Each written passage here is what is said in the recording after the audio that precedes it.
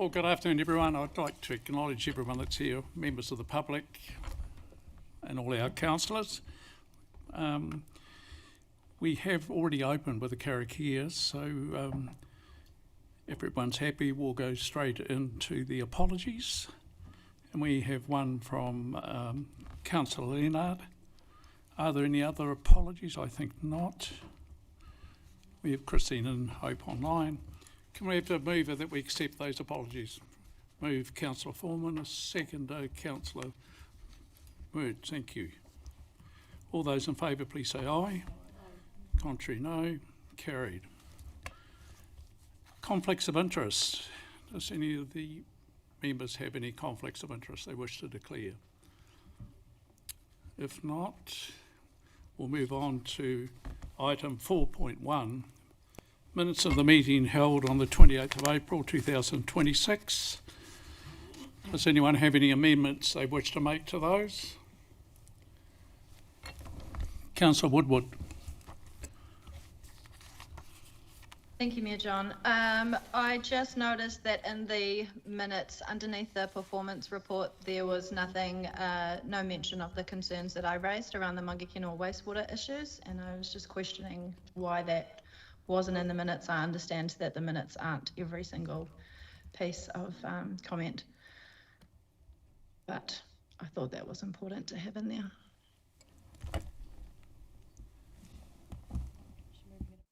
So you want a record of that recorded?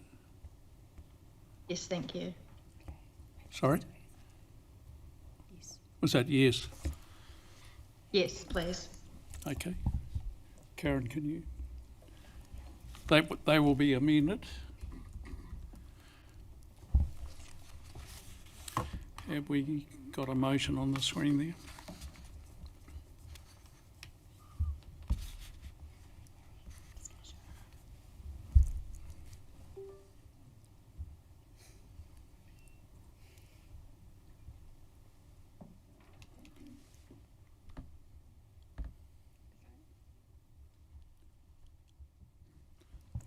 Okay, so there's the motion's been amended.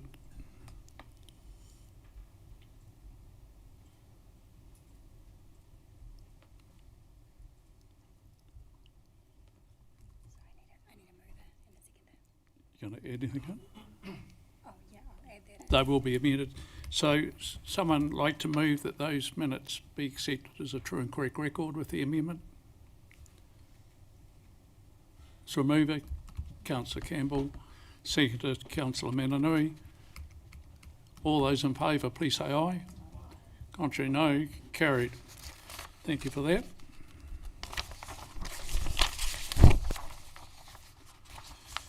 We're now into 5.1, Public Forum, and welcome Pat Kane to the microphone.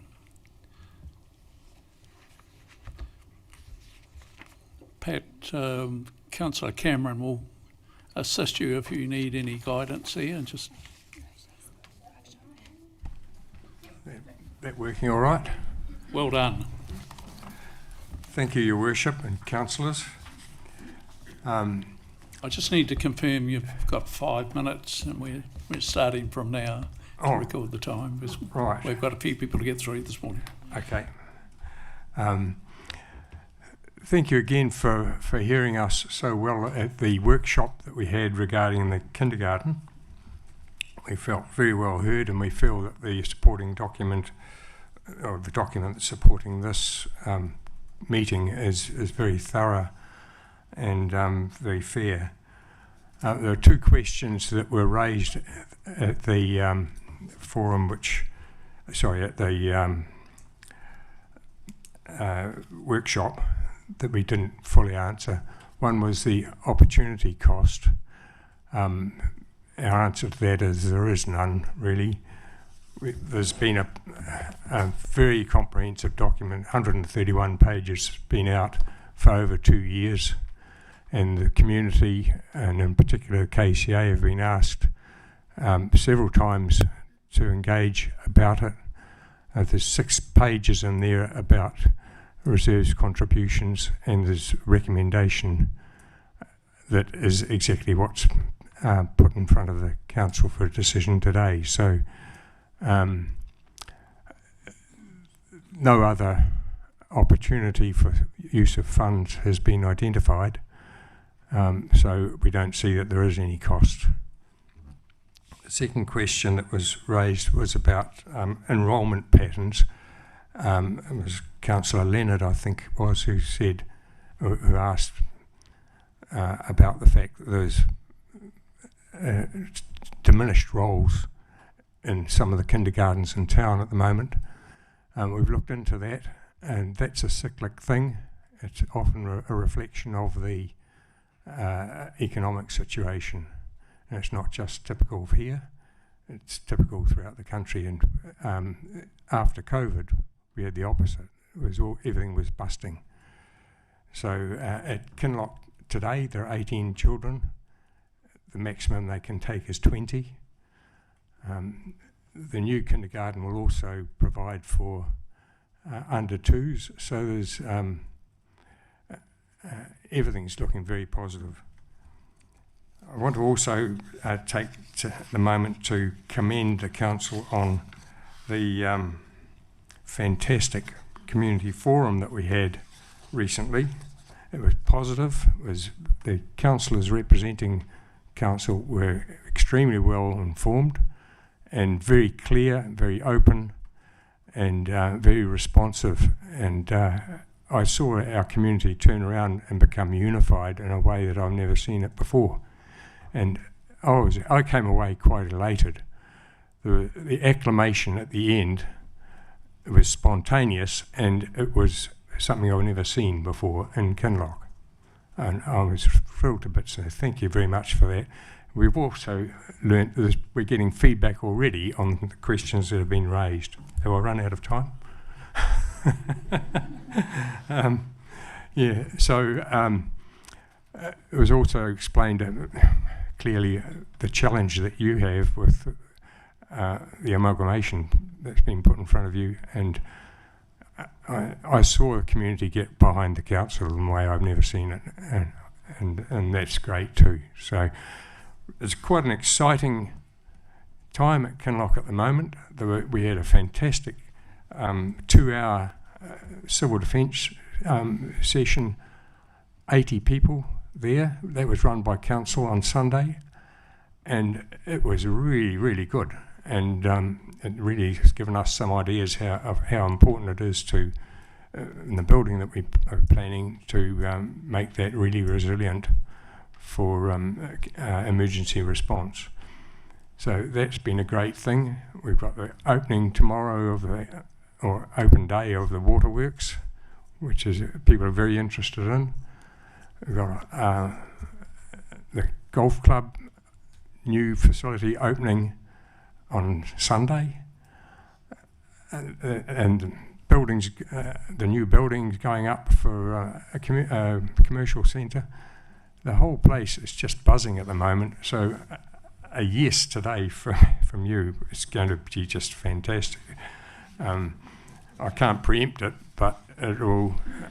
If it is a yes, it will really add to that momentum.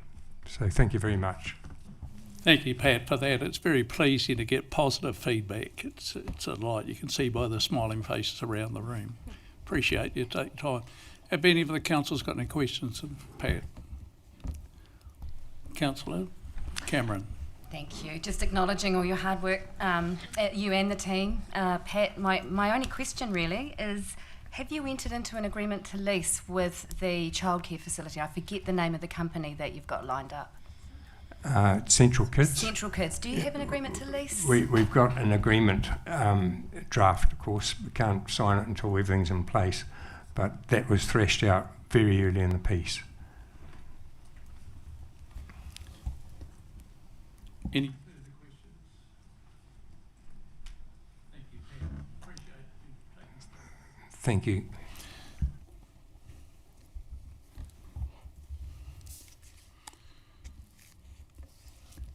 Now, Scott Mead.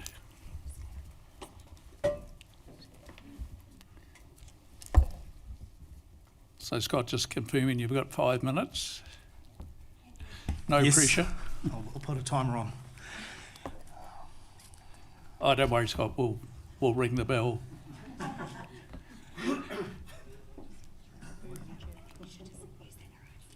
you so much. Thanks for the opportunity, Mayor John and councillors, to address you. I had the opportunity to speak briefly at the Councillor Connect Forum at the start of May, and I was suggested to speak at this forum. So, having come from a corporate background, I always prepare a PowerPoint presentation, just really to speak to. I appreciate that 5 minutes is limited, so I'm not going to be reading from the slides, but just looking to cover key points. So the purpose of why I'm addressing the council today is really just to talk about equal treatment for short-term accommodation providers and really look to make 3 key points. 1, to share a brief snapshot of what other councils are doing. 2, talk briefly to benefits for a change. And 3, what is the risk of doing nothing as well. So just looking to what other councils do. In Wellington, they have introduced short-term accommodation policy as part of their 2026 annual plan, and really the key part of that policy is around Airbnb properties being charged more as a rating differential compared to residential in a range of 2.6 to 3.7, but that's not yet confirmed because it is still in motion. And then looking to Queenstown. Queenstown was one of probably the first councils to look at it. They introduced it in the 2017 annual plan and refined it further in the long-term plan. So with their policy, it's looking once again to residential as part of a general rate. The Airbnb properties are charged a 1.25 to a 1.8 multiplier for the rates. And then with the Rotorua Council, they introduced it as part of the long-term plan. They've taken a little bit of a different approach. They apply a targeted rate as opposed to a multiplier of the standard rates, and that's about 1.5 to 5,000 per annum difference. So I guess just looking across those, it's really where, just as a snapshot, Wellington, Rotorua, Queenstown, based on average values, apply in the region of about a 1.5 to 8,000 per annum additional rate to Airbnb or short-term residential short-term accommodation providers. And then just looking and talking briefly to when, duration and the multipliers. So the implementation appears possible in annual plans or long-term plans, and that's been done differently by various councils. The duration, so the earlier one of Queenstown was 180 days as sort of being the line in the sand that they started from, whereas more recent ones, as to Rotorua and Wellington, took a 60-day mark around advertising. And then the multiplier works off general residential rates, but also there is that targeted option as well. So one thing just to highlight around compliance and whether it's a barrier or not in terms of the cost of compliance was that there's key policy terminology that can be used to reduce that cost of compliance, such as the word advertising, because then it goes to the available nights, and that's the sort of thing that is immediately available on Airbnb. It's electronic, it can be monitored through the use of AI or software, and then that just really reduces the cost of compliance for monitoring. So to speak briefly to benefit, in the slide pack I've got links to things and I've looked to back up what I'm saying with a bit of research. So around the tangible benefits, it really depends. I understand that there's a rate cap coming, and it may be applied individually to each category of rates, or it might be applied to all rates cumulatively. And the tangible benefit for that is just working off average rates and the Airbnb properties in Taupo with using 1.8 multiplier. That's the standard accommodation multiplier. There's about a $2.8 million rate benefit, and then it's just who gets that benefit, because if the rates are capped per category, that benefit could go to the council. If that rate cap is cumulative across all, it's where, with a total rate burden being shared differently by different people or different categories, it means that, as an example, if the additional rate burden carried by the Airbnb properties was solely given to residential properties, it would result in a 3.5% decrease for the rates on residential properties. briefly to risks. So I appreciate there's a wall of text on this slide, but this is really just highlighting around fire. So fatalities internationally, yes. In New Zealand, no. However, there have been some near misses in New Zealand. It's probably not a question of if, but when. And really the contributing factors and causes are around the lack of alarms, sprinklers, passive fire protection, the sort of things that residential properties don't have, but commercial short-term accommodation providers do. So in commercial short-term accommodation providers, this is monitored and checked as part of the building warrant of fitness processes. Residentially, there's none. So I appreciate I'm probably out of time. Thank you for the extra 30 seconds or so. Yeah, so it's really just a question. I believe that there's a tangible benefit to either council, local residents and or local businesses. It's a matter of public interest, and with Taupo being a world-class destination, it's the sort of thing where safety, having been in Christchurch and through the Christchurch earthquakes, a loss of public confidence in a city is something which is very hard to recover from, and it's really something you can only do something about prior. Otherwise, it's a long road to recovery. So I appreciate your time. Thank you. Scott, thank you for that. Have we got any questions from the table? Yeah, a couple. Councillor Campbell. Yeah, thanks for that, Scott. That was really interesting. Yeah, I've been kind of interested in this topic quite a few years now. But just a couple of questions, really. One is this you mentioned about, because I sort of in my mind this information of how many nights they're getting booked out, in my mind, was not so easy to get, and any Airbnb wouldn't release it. But that was because of course if someone books out, I mean, they could just be booking it out for themselves. I mean, that was one thing that wasn't certain in my mind. And the other question was, I mean, okay, we gather money. We're not. What do you think this money could be used for? Are you suggesting it could be used to reduce everyone else's rates, or perhaps ring fenced for some other purpose? Because clearly, I mean, there's no regulations, and we're not going to reduce fire risk, for example, because that's sort of. So briefly, just to answer the two questions: the terminology of like booked versus advertising. Mm-hmm. The policy terminology, if you're taking advertising, then that's just when it's available on Airbnb, which would be easy to monitor. If you're talking about booked, then that's where it becomes more difficult, because you don't know if they've taken it off, you don't know if it's private use or whatever it may be. And then the second point you were talking about in terms of the use of funds, well, that would really be for the council to decide. Councillor Taylor. Thank you, Richard. Scott, thank you for that. This is a conversation we've had a couple of times around the table over the last 3 or 4 years. If I reflect, the first time we had it, the administrative costs will outweigh the benefits, and it was too hard. But I also acknowledge the information you've provided, and that the technology has moved on, where the ability to monitor and access these sites is now there. Just quick question, are you able to leave your presentation with us? Because that would be helpful. Yeah, 100%. I've shared this with Karen. Karen, so awesome. She's got a copy. Thanks for that, mate. Really appreciate it. Yeah. Like I say, when I say we've had the conversation a couple of times, it hasn't gone away. Yeah. So thank you. Thank you. Councillor Greenslade.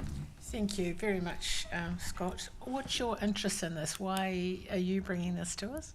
So I've recently come to Taupo, and yes, I must admit I do have a somewhat vested interest. So I do work in the commercial short-term accommodation providing industry. But it is probably why I outlined at the start is the just looking for equal treatment, not looking for anything other than that. No, I understand that. No, I just wonder what your interest are. I mean, I think everybody that lives in the Taupo area is actually interested in it. It's certainly something that we confront every day. One of the main issues we have, of course, is short-term accommodation for our hospitality staff, which has become increasingly expensive, and a lot of it's gone over to Airbnb. But as the Deputy Mayor says, this has been discussed at length. I represent Council on DGLT, and you might like to reach out to Patrick Dolt there, who's the GM. It's certainly something that's discussed around that table as well too, and I think you'd probably find it helpful to talk to Patrick, because you're on the right page. It's just sort of sorting out in the book whereabouts it's going to go at this point, I think. So yes, thank you very much. Well, thank you. We are actually in question time. Is there any other questions around the table? If you just clarify me, where you say 60 days, that's 60 days where it is advertised as being available or unavailable? Yeah, so that's where, and these are just snapshots from what's available on the website. So Rotorua, it is advertising more than 60 days, and in Wellington, it's a little bit smaller to read, but they also do have made available for more than 60 days. So made available seems to be similar terminology to advertising. So it's not about number of nights used or booked, but it's about number of nights made available or advertised. Yeah. For 60 days or more, they then qualify for the extra. Correct. Yep. Yeah. Thank you for that. Any other questions of Scott around the table?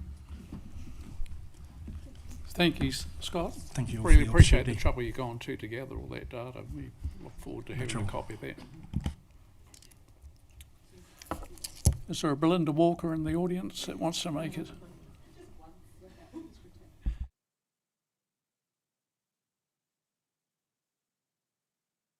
So Belinda, welcome to the table. I see you've got an assistant with you today. 100%, and kia ora everyone. Thank you for having us again.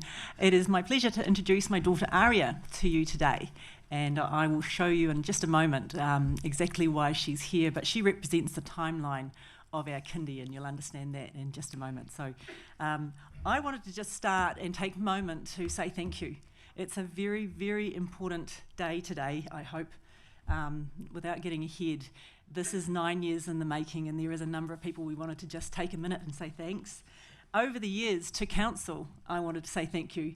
Councillor Rankin online, in the last workshop, Councillor Greenslade, Councillor Cameron provided really great information and suggestions, and over the years at the workshop and the time we've taken before you, I'm thankful. But it's time for us to move on now. You've got plenty of other things to get on with. So we did want to say huge thank you to the TDC staff.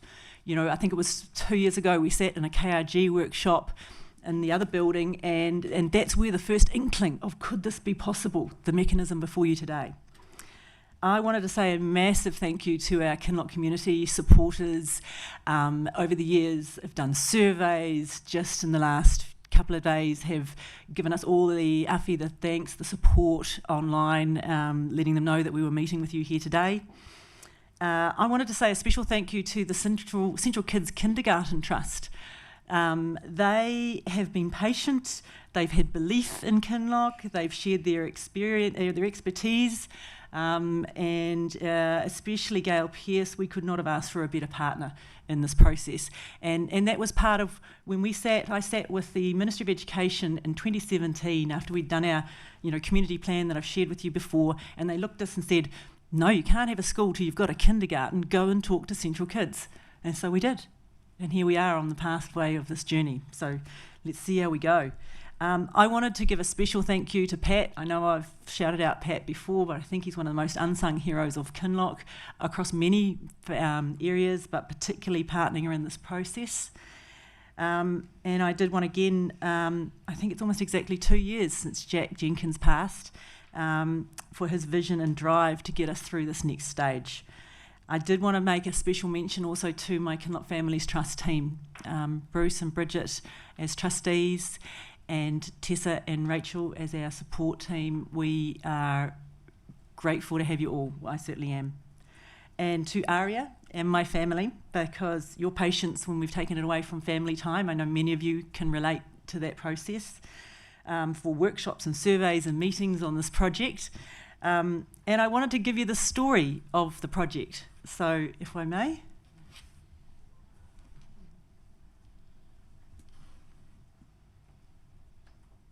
Oh, the sounds. I can't hear anything, is there?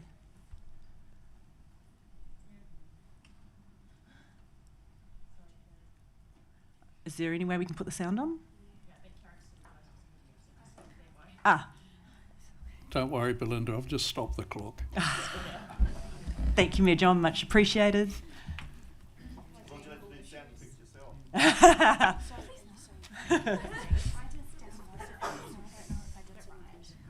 It should be just...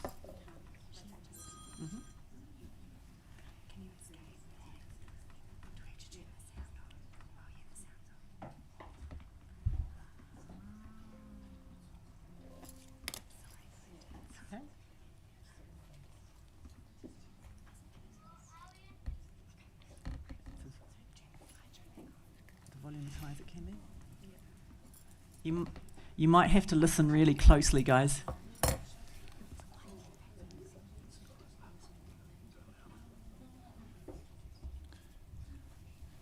Belinda, I wonder if is it coming out of the computer if you bend the microphone down to the speakers?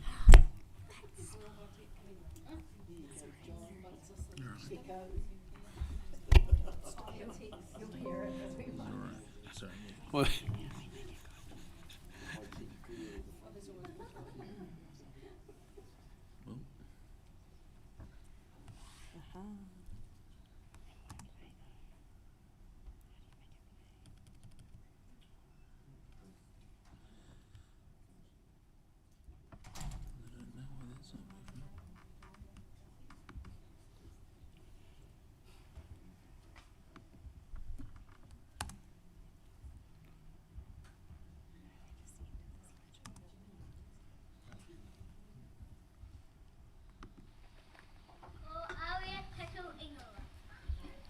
I can hear that.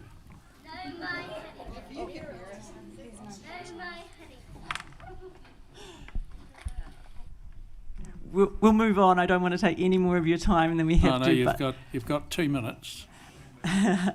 All it was to show you was when Aria was 3. Councillors in the back benches there. It's difficult to hear with your little meeting going there. That's okay. We'll leave the picture up there. Use your imagination. And that when Aria was 3, we did the community consultation process and identified education as one part. Optimistically, I went, how gorgeous would that be to be in Kinloch? And so we got started thinking it would be 6 to 12 months. And 2 years later, a month after Aria started school, she opened the part-time kindergarten in the hall. So, Aria, can I ask you a couple of questions? Sure. You went to kindergarten at Four Seasons in town. Yeah. How would it have felt to go to kindergarten in Kinloch? It'd be so much easier. And, like, going to school, you'll meet friends. But when you go to have a kindergarten in Kinloch, you meet friends that you can play with, like, all the time. You know? Would that make you feel more connected to your community? Yeah, definitely, guys. Thank you, Aria. So, you know, fast forward, we thought it would only take a couple of years to do a permanent solution, and along came COVID, of course. But I am also very grateful. In 2021, we began our journey with Kinloch Families Trust, and in 2022, Jack Jenkins said, come on, you lot, let's get going. We absolutely need this community building in Kindy, and for that, I am grateful. And so Aria's here today to witness the next step, I hope. So we're here to support you with any questions you may have, and I thank you for your time. Thank you, Belinda and Aria. That's very good of you, Aria. You did very well there. Are there any questions from the table? Yes, Your Worship. Councillor. Aria, have you got your phone ready so that you can photograph the moment? Oh, not ready, but Get on hand. mums, get mums. Yeah. No other questions from the table? Belinda and Aria, thank you for taking the time in and make representation to us. It's appreciated, especially you, Aria. Well done.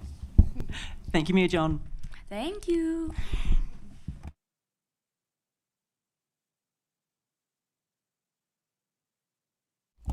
Could we have someone recommend that we receive those reports? Councillor Cameron, and the seconder, Councillor Foreman. All those in favour, please say aye. Can't you no? Carried.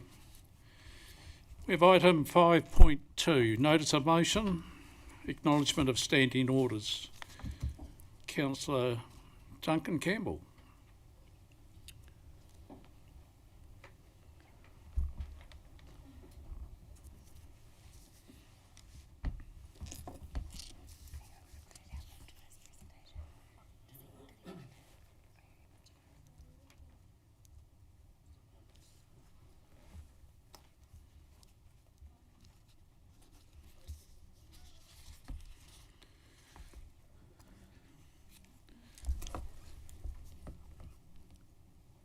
Councillor, I'm obliged to inform you have 5 minutes to make your presentation. Right. We're there. Thank you, Your Worship. I want to begin by saying this notice of motion is intended constructively and in good faith. Interesting that there were procedural issues around timing for this motion, which was originally submitted for April, which is a little ironic given this motion itself touches on potential hindrances to members speaking. So here we are today, and perhaps the matter is even more relevant than before. At its heart, this motion is about public confidence in democratic process and the reason we have elections. Members will be aware of the recent public attention given to conduct during proceedings at Rotorua Lakes Council. I circulated that material because regardless of anyone's view of the specific incident, and although I personally consider it an example of an irreverent interruption being allowed to continue in a way that resulted in an elected member walking out, it raises important questions about how debate and participation are managed in council chambers at our place too.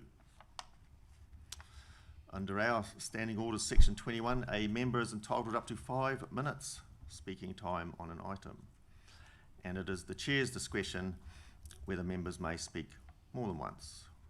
After all, elections are held every 3 years for a reason, which is to give elected representatives a meaningful voice at the table on behalf of the public. The legitimate use of points of order, and by the way, these slides are just quotes from our own standing orders on the screen. The legitimate use of points of order is also worth highlighting, of which there are only a limited number. Note that disagreeing with another speaker or impatience for them to make their point are not among them. I myself find that listening instead of talking is a strategy worth employing, even if I do not always model that perfectly.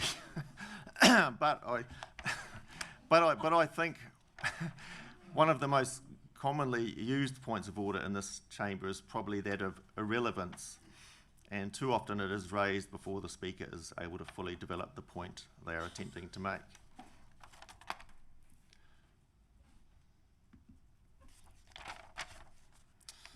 My last slide is to highlight section 5.1 of our Code of Conduct, relations between members, which we all signed up to, and which I think deserves, this is the last slide by the way, I think deserves ongoing attention.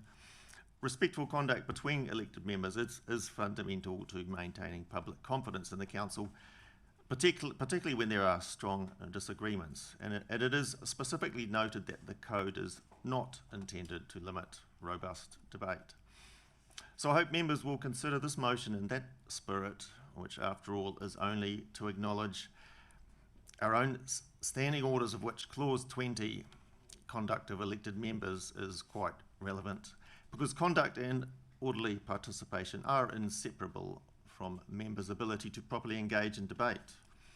It also needs to be acknowledged that orderly meetings depend heavily on the chair exercising difficult judgment calls in real time, and that responsibility is not always easy. Thank you. You do have another couple of minutes, Duncan. No, that's all right. Is there any questions of Councillor Campbell? Duncan, I'd like to thank you for the presentation. It's been a timely reminder to me about what I can and can't do and the 5-minute limitation. So thank you for that.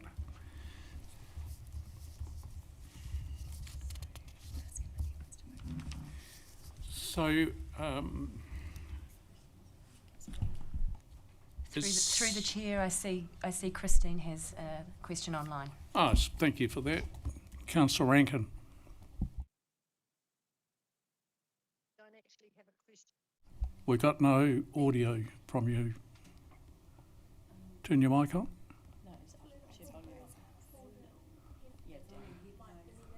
Your microphone's behind your head. Oh, using the mic on the... Christine, see if you can pull your headset down. Yeah. Is that what it is? Oh, I forgot I even had one. Sorry about that. Duncan, I just wanted to say that I know that you struggle with some of these things, and I thought you presented that really well and to the point. And it, as the Mayor says, it's a great reminder to all of us. We don't always behave in the way that is set down here, and that's all of us. I've never had any problems, but I know that others do, and I really appreciate you taking the time to do it. So thank you.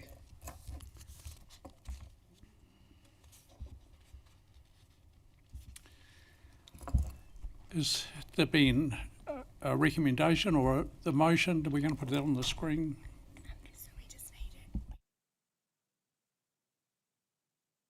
So, Councillor Campbell, have you got a motion you're going to move? Is that it there?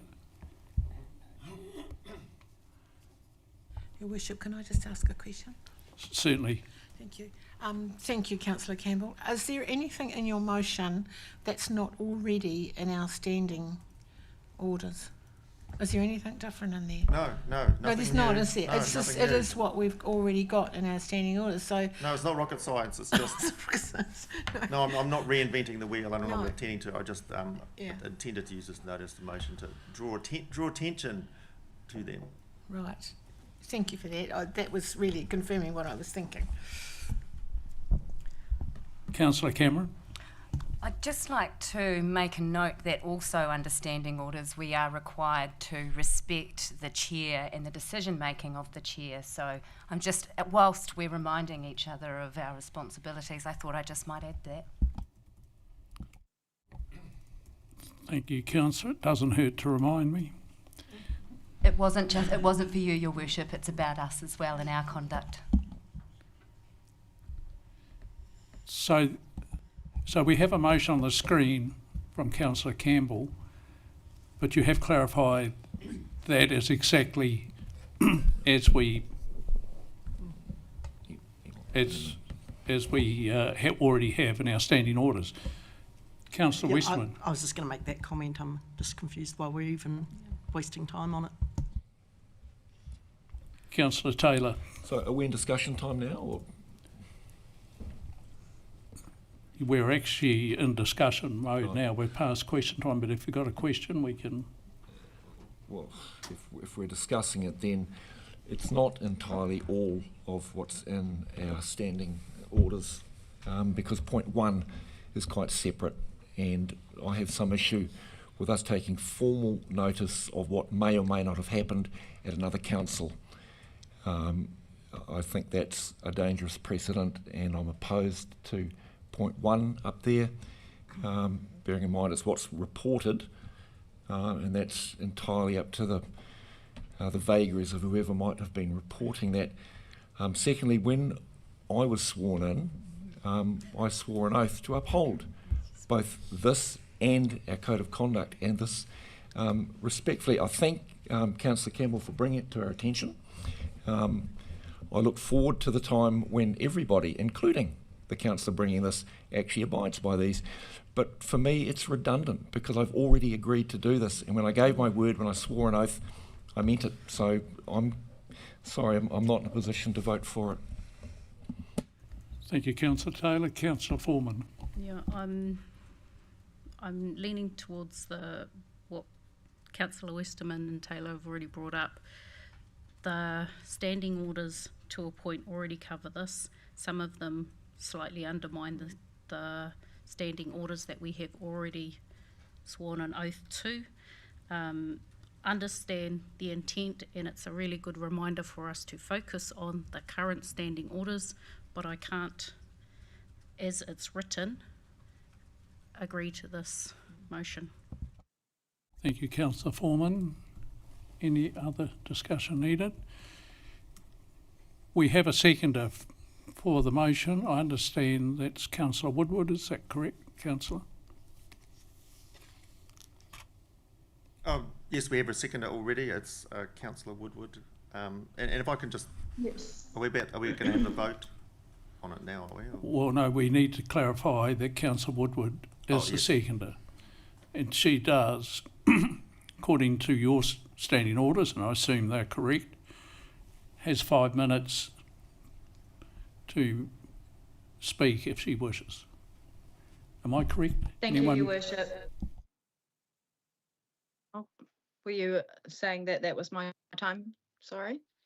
Yes, you go ahead if you wish to confirm you are seconding the motion. If you have anything to say, you have up to 5 minutes. Thank you. Yes, absolutely. Yeah, I support this notice of motion because democracy only works when properly when elected members are genuinely able to speak, question, challenge, and represent their communities openly. Healthy democracy is not about everyone agreeing all the time. It's about ensuring different views can be raised openly, respectfully, and fairly, especially when they reflect genuine concerns coming from our communities. I think it's admirable that Councillor Campbell has taken the time to bring this up, and it's something that we all need to constantly pay attention to. Thank you, Councillor Woodward. Councillor Campbell, I understand you probably have the right to clarify anything there. Yeah, no, just to wrap up, I mean, I think I'd be interested in the reasoning anyone would really have against any of the points I've put up there. I mean, Councillor Taylor objected to point 1, but point 1 is really just noting the public reporting, so it wasn't really judgmental at all. I'm interested in that response. But yes, I recognise whether this passes or fails. It's not going to formally change anything. It's really a suggestion of an intent, and that's all I have to say. So, John. Okay. To the Chair. Councillor Taylor.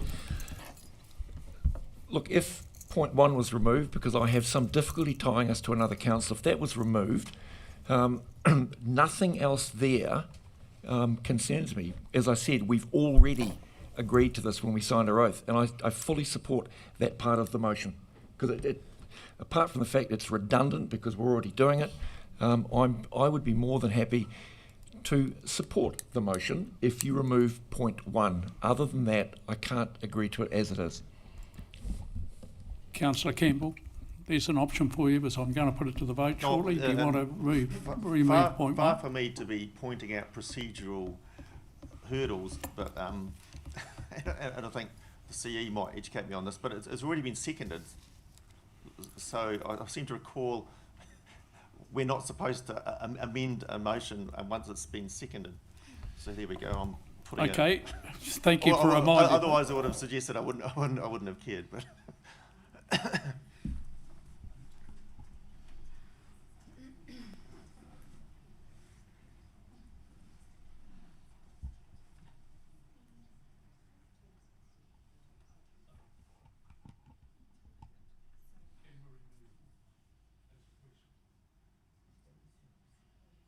oh.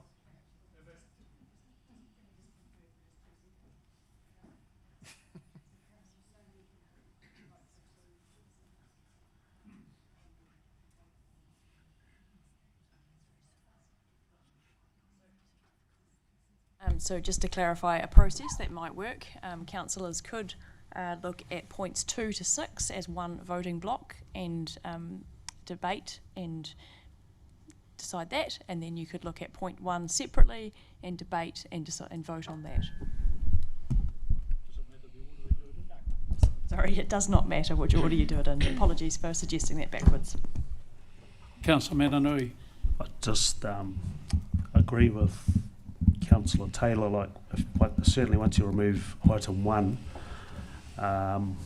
what we're talking about is, because we have a set of standing orders, is probably more the will, intent and the behaviours that come from this.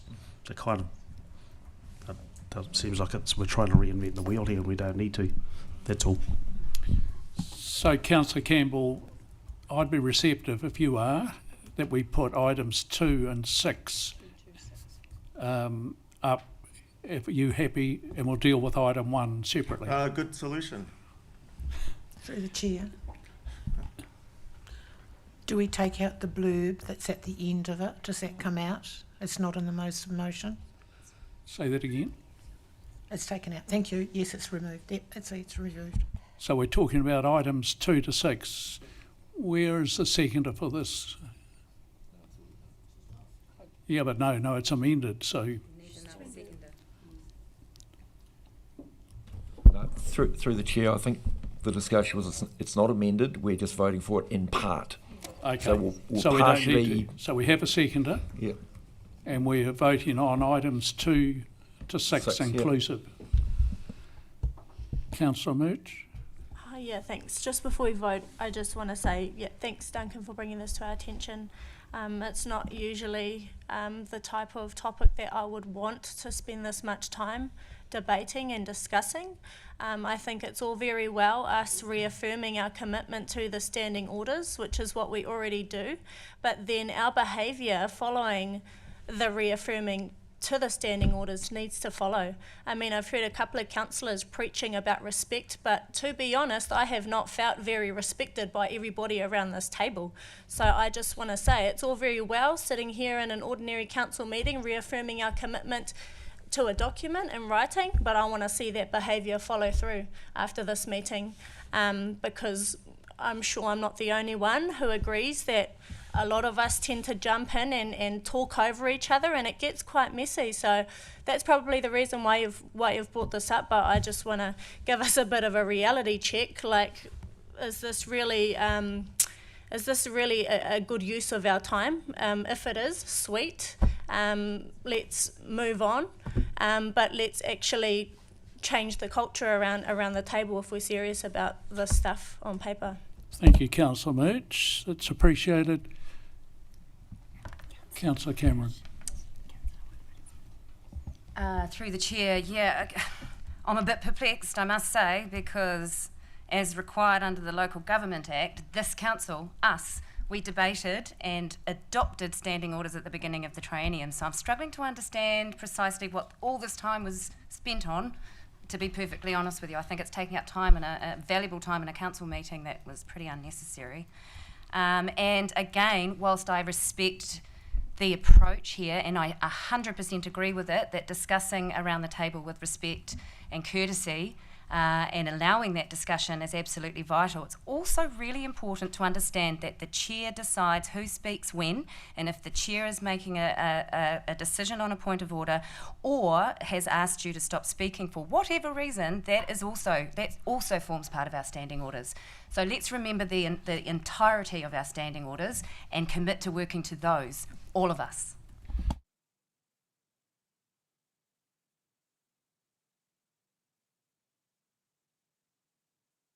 You're talking about, Councillor Woodward, we're talking about items 1 to 6. 2 to 6. Sorry, 2 to 6 inclusive. Are you receiving, Hope? Yes, thank you. You wish to speak?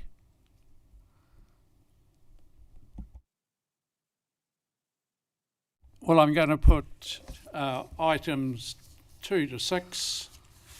We have a mover and a seconder. All those in favour say aye. Aye. Contrary, no. Can we have a show of hands in support of items 2 to 6 inclusive?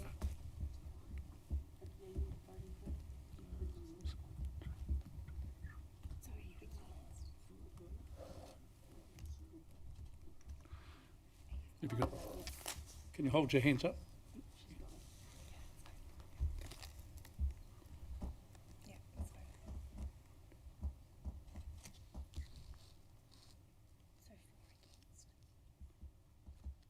Have you got? Okay. And against?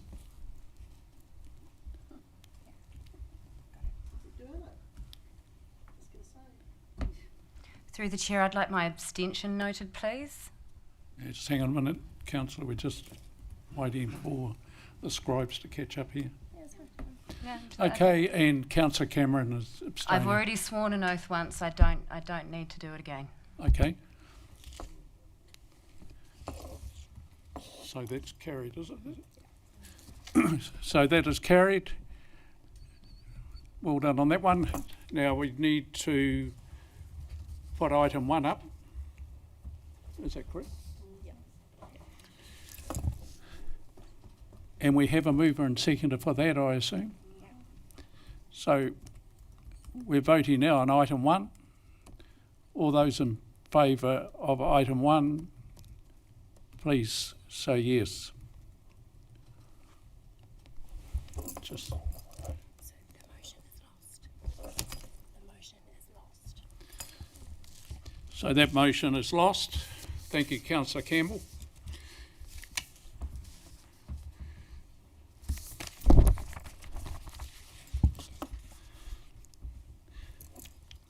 So we're now moving on to item 5.3, Kinloch Kindergarten Proposal. Aidan Smith.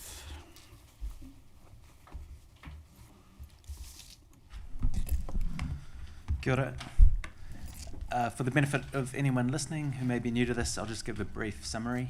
The Kinloch Families Trust currently operates a kindy out of the Kinloch Community Hall. The hall only has basic facilities, which places some limits on the kindy operation, and it can only operate 3 days a week. So subject to fundraising, they want to build a bespoke kindergarten that will continue to be operated as a not-for-profit, and they've been gifted a $500,000 section.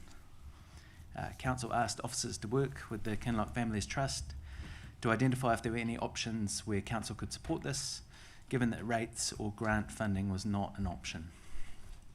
We've identified that there is an option that does not have a rates impact. Instead, it would use development contribution money collected from the Seven Oaks development area up on the hill in Kinloch. Council would use some of this money to purchase the kindy site and lease it back to the kindy.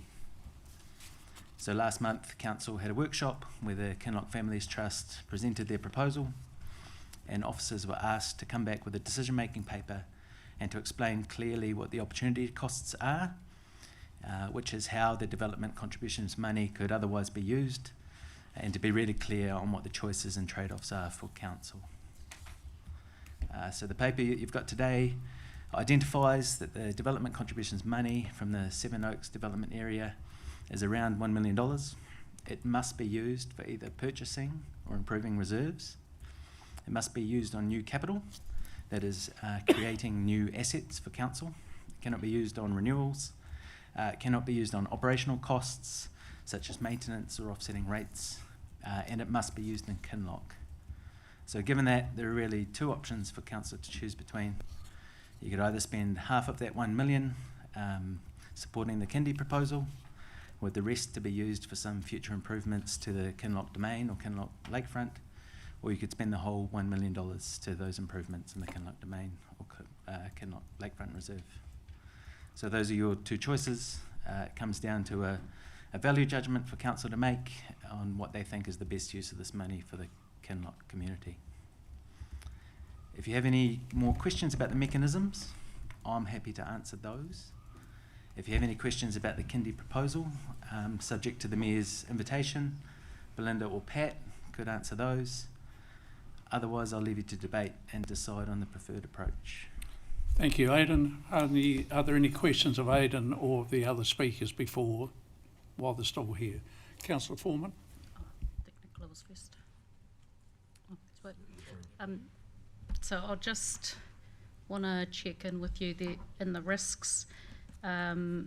You've got there around the community possibly having some opposition, and I'm wondering whether or not we feel comfortable that those that may have raised a concern in opposition to this proposal have had a chance to view those concerns.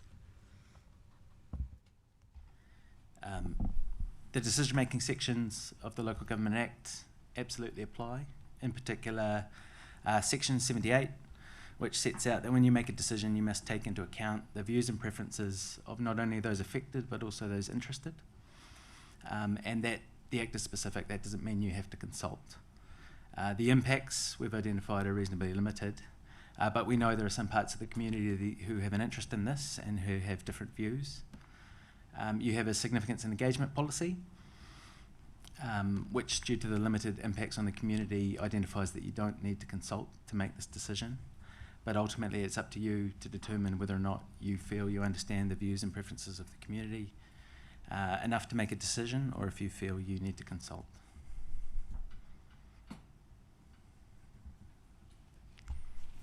Councillor De La Torre. Thanks, Aidan, and thanks for the paper and answers to my questions on email during the week. Just wanted to get clarity before we go into discussion, just what you're wanting from us today. There's obviously be terms and conditions if we did go ahead with the purchase.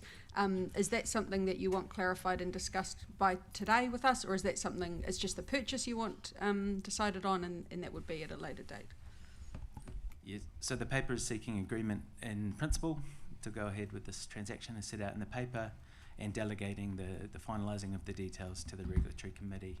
If there are any specific parameters around your conditional sort of agreement in principle, you could specify those as well. Councillor Cameron. Aidan, you mentioned that we've got $1 million sitting there in development contributions for reserve. Are we expecting any further contributions to add to that pool in the near future? Yes, there are. So that's $1 million collected just from the Seven Oaks development area up on the hill. Yep. There is also a further around $500,000 that's been collected from elsewhere in Kinloch that is already collected and sitting in the reserve. And there is still some growth to come. I don't have those figures in front of me. No, thank you. I don't expect you to have the figures on the top of your head, but I'm pleased to know there's a bit more coming in. Thank you. Councillor Greenslade. Thank you, Worship. Thank you, Aidan. I just want to confirm with you that you won't be seeking development contributions from the kindergarten. It's a new build. That's a really good question. I'm actually not sure what the answer to that is. They may be. They'll be subject to the same assessment as everybody else. I'd like to suggest that we have a paper or we talk about it, or I wouldn't like to see them being charged development contributions. We are in question time, Councillor. We'll go into discussion shortly. Are there any other questions? What was the question? I said I'll frame it as a question if you like. Would it be possible to bring it back to us if it does come to the point where they are considering putting development contributions onto the kindergarten? Actually, the policy is reasonably strict, and I don't believe there is a much leeway to make decisions not to grant development contributions for community organisations. So we'll have to look at the policies and see if it applies. But I don't believe you have a lot of choice. I think if it applies, it will be applied. Has it been taken into account in the costings? Belinda probably could answer that, or Pat. Given this section has been subdivided already, it may be that the development contributions have been paid. So you'd only have to pay more at building stage if what you owe is more than what was paid at subdivision. So this might be a moot point. I haven't looked into it. Chief Executive, do you have something you wish to clarify? Oh, no, I was just going to add, the council's not exempt either, so we pay our own DCs as well. So just, we do apply a policy and we apply that evenly. So I'm just adding to what Aidan's raised.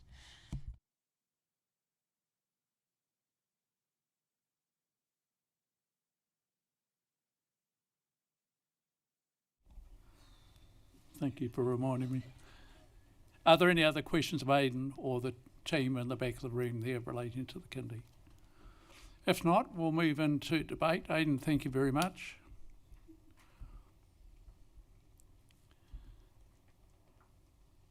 Is there any debate needed on this? We've got the motion in front of us on the screen there.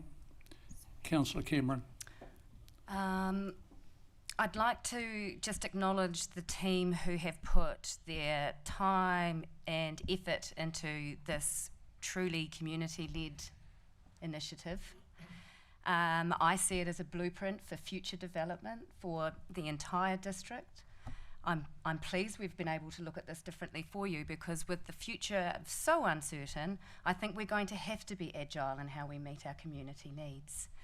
I acknowledge that the domain and the lakefront may have been able to be recipients of some of this development contribution funding, but I also note that we don't have anything ready to go. It's only half of what we've got. There's more to come.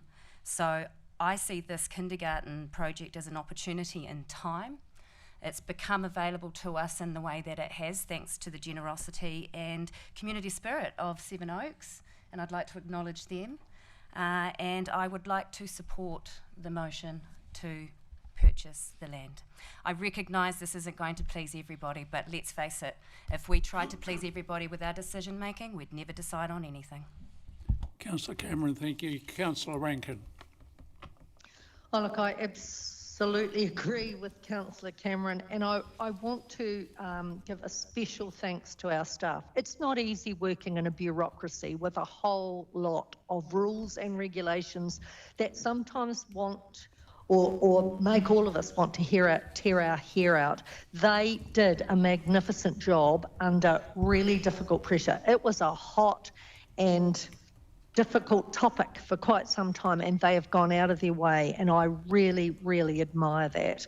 I also, along with Rachel, think this is an exemplar. I think that's the right use of the word, and if we could proceed like this, how much more would we get done in our community? So big congratulations to Kinloch. I'm so proud of you. I've said it before, and I'll say it for a long time. So thank you. Oh yeah, just like I think you just elaborate on, add to Councillor Cameron's comments, and I think this could be a type of flagship way forward, as in a partnership approach to some of these use of DVs. That it's not just all on the DVs, the council accumulated funds to do something, but we can have outside contributors as well to get a better result. And yes, I commend the people here for persevering, because sometimes endless perseverance is sometimes what it sometimes takes to see it through. Yes, Councillor Taylor. Thanks, Your Worship. If I just reflect on the workshop we had in relation to this, the question of opportunity cost was mine, and I thank the team for addressing that issue. And my concern was you have a benefit to a subset of Kinloch as opposed to benefits to the entire community and those that visit if we're to spend money on the lakefront. I'm comfortable that has been addressed, and I think the two speakers of the public forum, no pressure obviously from their presentation, and I just endorse it as well. I don't see this as being in any way diminishing other work that can be done in the Kinloch community. So I'll be voting in favour. Thank you, Councillor Taylor. Is there Councillor Mananui? Yep, just want to support all of the kōrero so far. Certainly acknowledge all the hard work that's been done. And also I think just to those that may not support it, you know, the opportunity is still there. I think coming back to this, one of the arguments I'd heard was it only helps a subset of the community, but the reality is the rangatahi will become students, pupils, they will integrate into the community. So yeah, job well done, but to those that are looking at other things, your opportunity will come to. Thank you, Councillor Mananui. We have a motion on the screen. Is there anyone in the audience or around the table can't read that?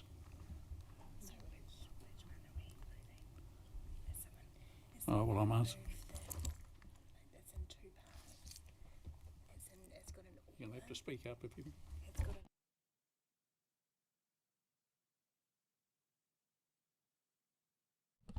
Through the chair, I'm happy to move that motion in its entirety.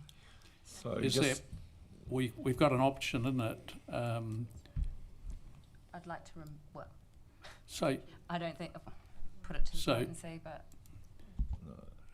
so moving items 1 to 2 inclusive. Okay, on that basis, I'm happy to move 1 and 2. And I'm happy to second. So moved by Councillor Cameron, seconded by Councillor Taylor.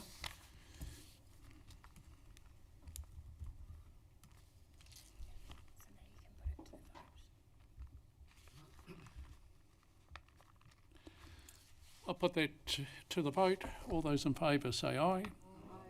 Contrary, no. Carried.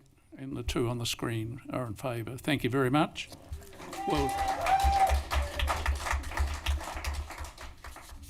Well done, Kinloch. Great effort. Item 5.4. You are free to stay if you wish. We understand. We won't be offended.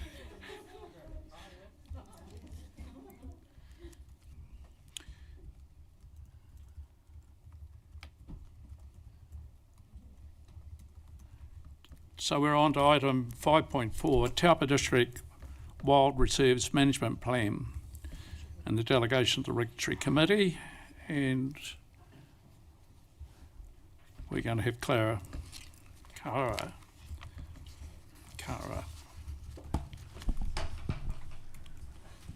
koutou, kia ora your worship and councillors.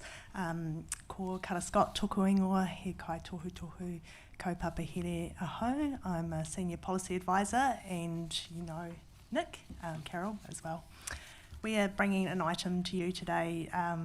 We'd like to know how you as council would want to proceed with reviewing the district-wide reserves management plans.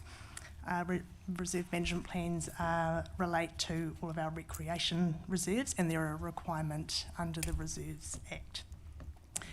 We've got, so I'll take the paper as read, but we'll just touch on some issues first.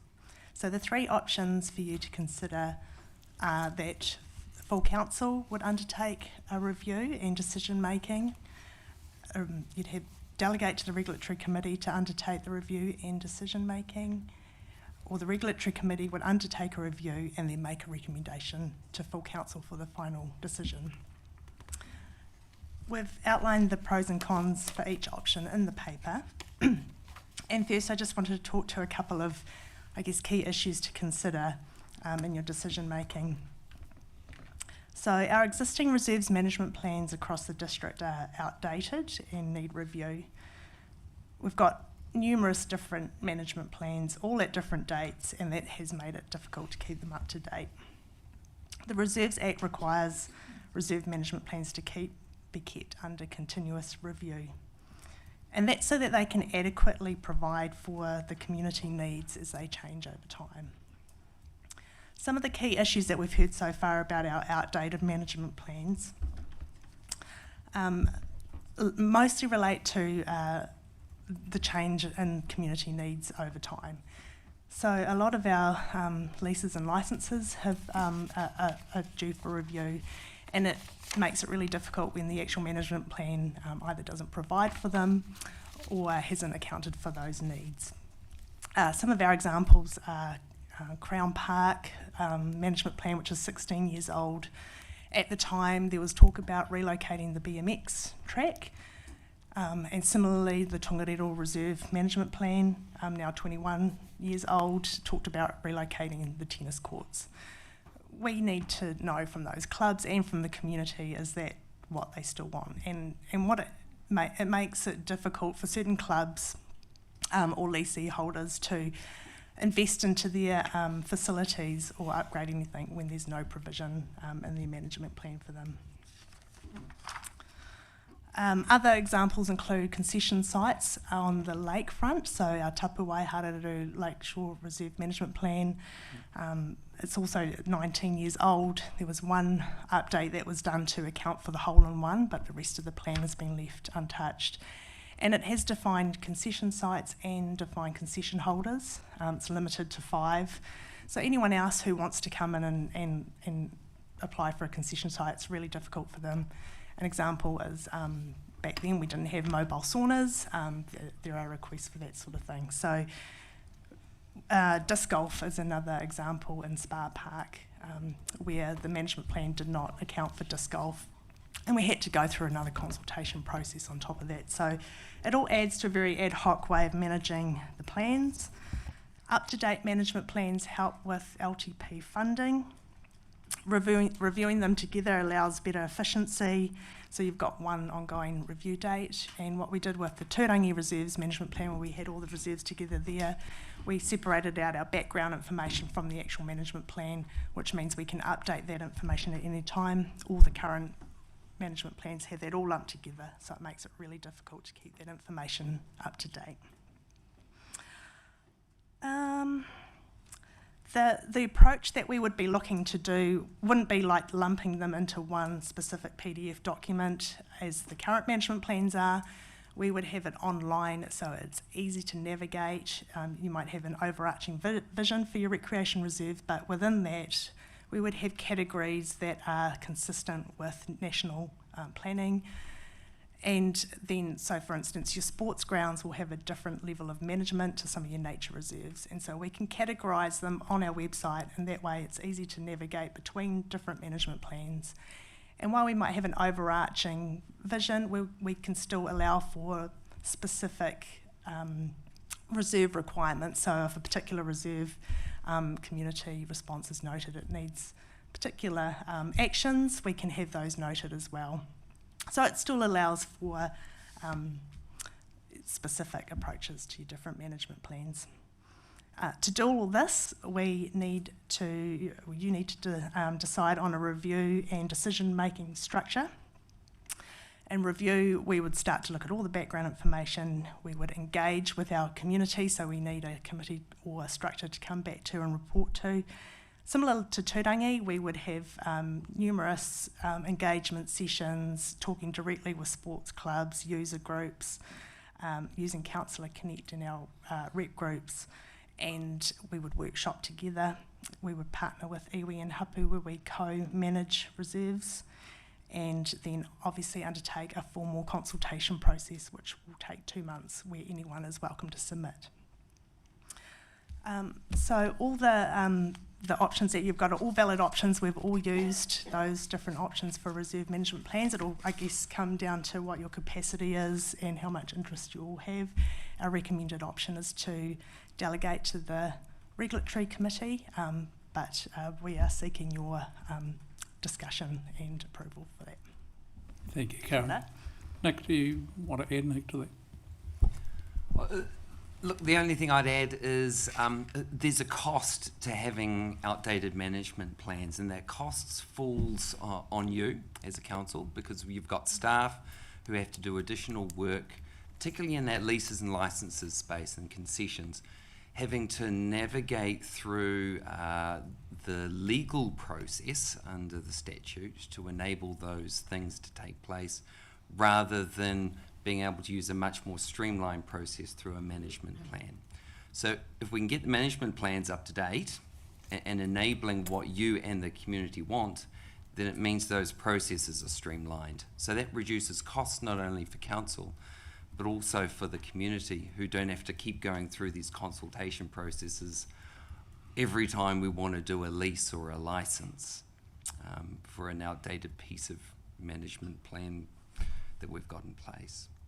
So there are actual costs that fall on both you and the community. On top of that, you've got all the opportunity costs.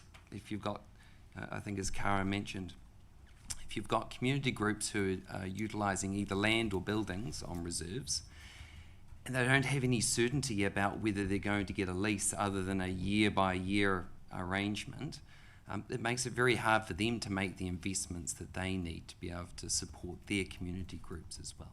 So that was the only, I guess, embellishment that I want to add to those good reasons for doing this work. Thank you, Nick. Are there any questions of Nick or Cara? Councillor Cameron.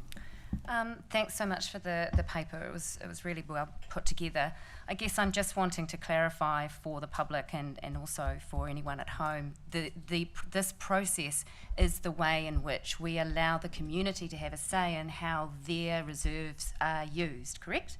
It's about the only mechanism we've got. Thank you. Councillor Delator.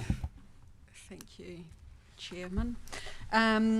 This has obviously been a piece of work in the pipeline for quite some time.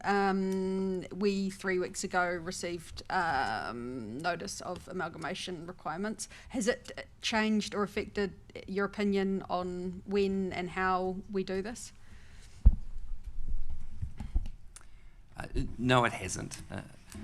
I think one of the reality is there's a whole lot of uncertainty in the local government sector at this point. There is the potential for amalgamation to come further down the track. No one's quite sure exactly when that will happen, whether it'll be a few years or many years.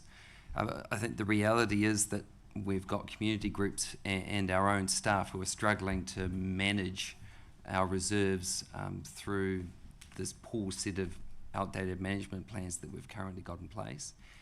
And we've got an opportunity to fix that now and to reap the benefits of that over the coming years. The other thing, I guess, that we've been thinking about is in any amalgamation process that happens further down the track, reviewing our reserve management plans will be a very low priority. So that means if we're turning up to an amalgamation discussion with a set of reserve management plans that are out of date, again, we wouldn't expect them to be fixed up, to be made relevant for many years to come after that. So we see value in being able to fix this existing problem as soon as possible, regardless of whether we stay as Taupō District Council or become amalgamated with somebody else in the future. Councillor Woodward, followed by Councillor Campbell. Thank you, Mayor John. Yeah, just following on from Councillor Delator's comment, we've been given direction or notification that we've got a serious amount of work on in council, and I just want to know how this does align with those recent discussions that we are reducing our projects and plannings. This is a large piece of work, and I'm just wondering if we can sort of structure it in stages so that we can still keep up with the other important work that we need to get done.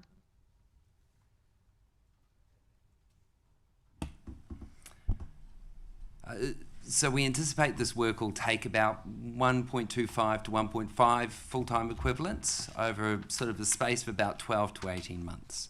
Now, one of the benefits from my perspective of a project like this under the Reserves Act is it's got some flex in it. If we've got immediate work that we need to do on another piece of work across the organisation, we can prioritise that and slow this down. And likewise, if we've got capacity, then we can speed this up. So this has got the flex to be able to adjust to any changes that might come along as a result of, for example, the Head Start proposal work that we need to do. So I'm not too stressed, I must admit, about the amalgamation conversation impacting on this work. Yeah. Just to add also to Nick's comments. Yes, I agree that it is going to be a lot of work up front to bring it all up to speed. But once we have that work done up front, it will help streamline reserve management planning processes going ahead. For instance, we won't have to go through another situation like Spa Park with disc golf, where we'd have to re-consult again with, depending on what the kaupapa is. But yeah, it will help streamline going forward. Councillor Cameron. Councillor Campbell, sorry.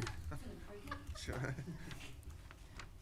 Oh, look, yeah, I do have a number of questions here, but look, I've really got to say, first of all, my biggest disappointment is that this paper is not presented as a shall we go ahead or shall we proceed or not, shall we not proceed. It's presented as a shall we hand over the authority, delegate the authority to the regulatory committee, and despite I thought I heard assurances from you last week, Nick, at the regulatory committee that this would be the forum deciding whether or not to proceed. It's obviously not framed in that way, so that's my first point. So we're in question time, Councillor.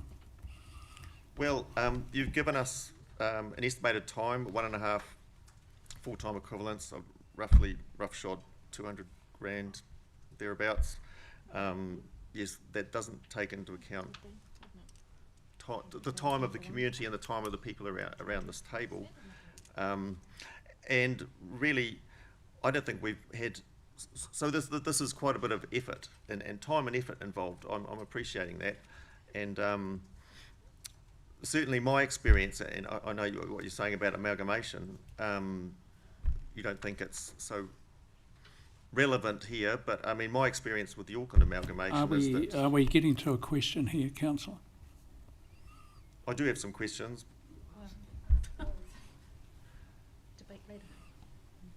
The discussion will come after the questions. All right. What are the problems that we pointed out that need fixing, and what are the consequences if we do nothing? You alluded to a little bit in that way, but I haven't heard any specific pressing problems that we can't get away with not dealing with. I think those are all the issues that Cara pointed out with the existing management plan, and the consequence of doing nothing is that you carry on with the cost burden on staff in terms of those additional processes, and the cost burden on the community, potentially in time, having to go through those additional processes every time we want to look at a new lease or a license, or we want to enable something to happen on a reserve which is contrary to an existing management plan that might be 20 odd years old. So we could continue that ad hoc approach. Our suggestion is we think there are benefits from taking a more considered and thank you, Nick. You've got organised we just want to move on to the next question, Councillor. Can I just ask, I mean, look,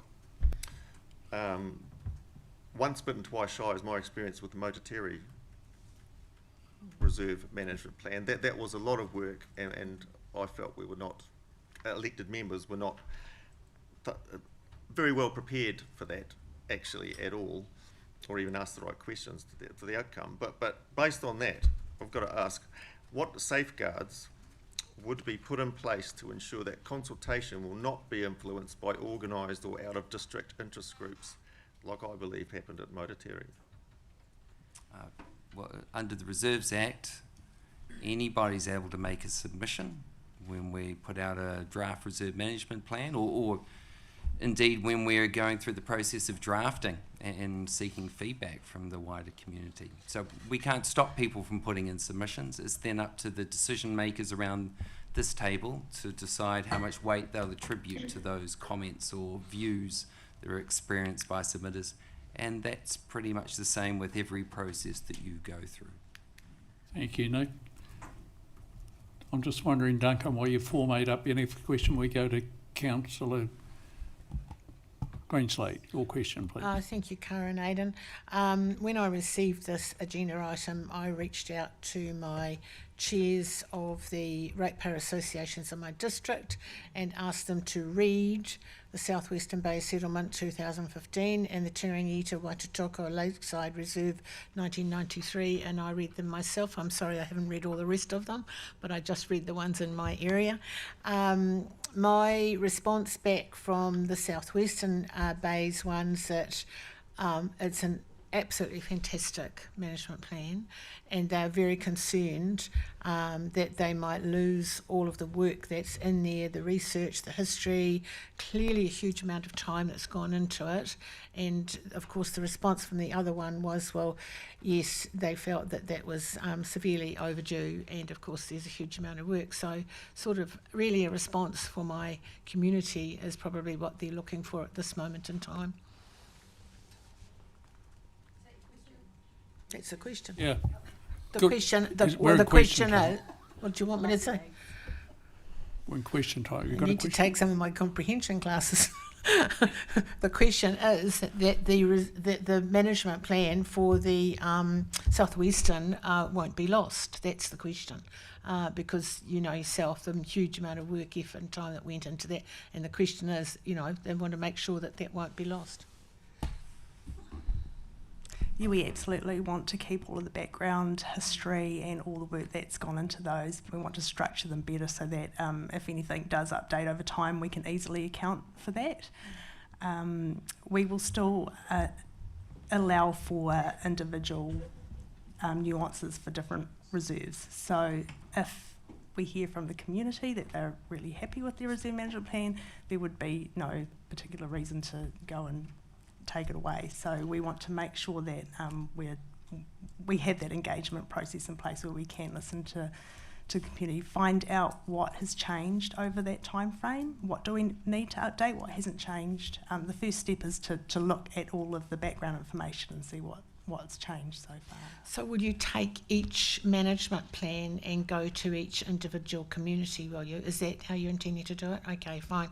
So then I think from what I'm hearing you say is on the website, for instance, it will be, rather than one management plan, it will be found in different places. Is that what we're talking about? I'm sort of struggling to see how it's going to look in the future. From a management perspective, management plans work best if they're talking about the specific area that they're managing. So grouping some management plans together by a location can be difficult because within those different reserves there are different levels of management.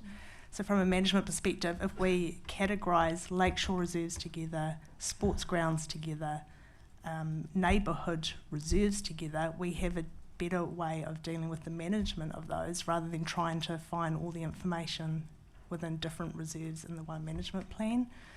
So while it might look a bit different to start with, there will still be the ability to say for this particular reserve it needs X, Y and Z management done to it. We can still specify anything that's above and beyond the type of reserve that it is. Thank you, Councillor. I'm just wondering whether one more question. Councillor Woodward has been waiting a little while. One very quick can question. I come back to you? Well, it's a very quick one. Sandra I'm can very go. concerned about the fact that you're saying one of the reasons you're sending it to the regulatory committee is because they can get to it quickly. They only meet every 2 months, whereas council meets every month. So I thought that was an odd thing to say, and I wondered what the reasoning behind that was. The reality is we know you're in an LTP development phase, and as council you have a lot on your monthly agendas. You also have a lot of work to do outside of formal council meetings and workshop settings, developing the long-term plan. On that basis, we thought there was some value in considering utilising the regulatory committee, because if they're not doing this, then I guess the question is, what were they set up for if it wasn't to develop aspects like this? Thank you, Nick. Councillor Woodward, you did have a question? Yes, thank you. I've got a couple actually, so my first one is the framing of the options analysis in the report. Now, I do have a question at the end of this. I'm just struggling to see that it's entirely balanced, because you've got option 1, which appears to place considerable emphasis on the disadvantages of retaining full council involvement, particularly around workload efficiency and elected members not regularly working under the Reserves Act. Yet those same realities apply broadly across almost every area of governance that we deal with as elected members. Likewise, option 2 presents familiarity with district-wide decision-making as a particular advantage of the regulatory committee, when in fact all elected members were elected to make district-wide decisions on behalf of our communities. When I read the analysis overall, it feels less like 3 genuinely neutral options being presented for council consideration and more like a strong operational preference for option 2 has already been embedded. Councillor Woodward, we are in question time. Councillor Woodward, yes, we're in question time. Yes, my question is, can staff explain what steps were taken to ensure the options analysis remained genuinely balanced and not unintentionally weighted toward steering elected members toward a preferred governance outcome?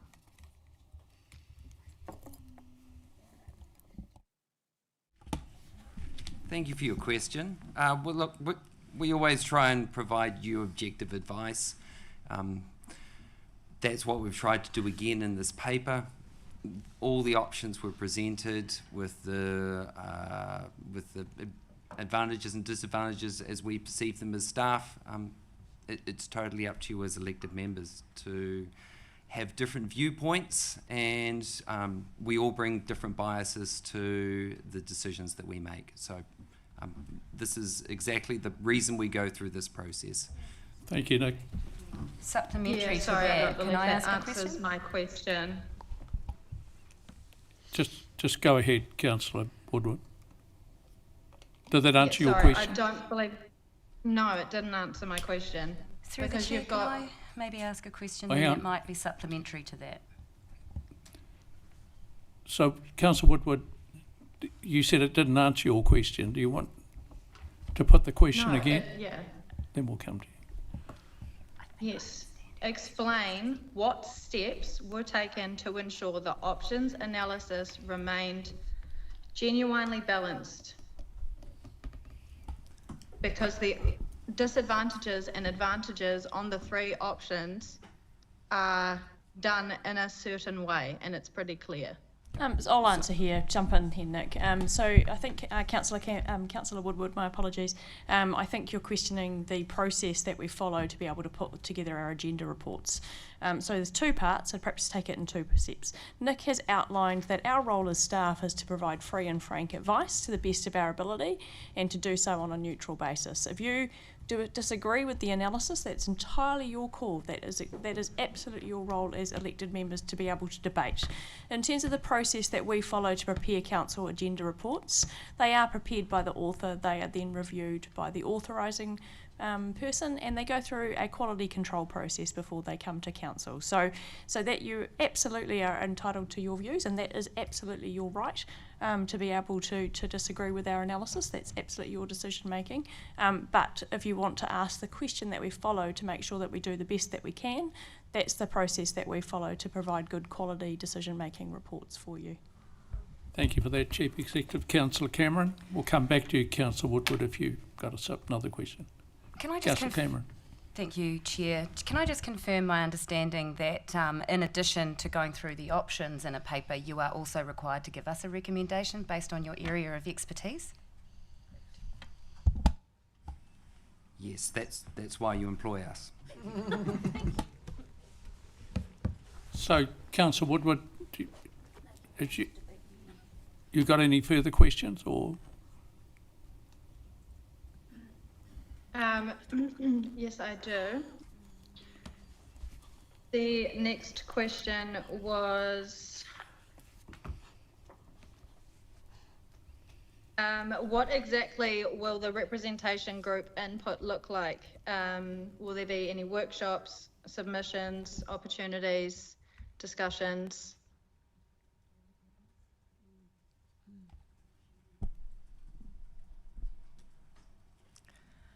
So we'll be talking to a wide range of different user groups, and then as part of defining your review structure, we would then report those back to, if it's a committee or full council, and we would workshop through that feedback that we've heard back to the committee or council.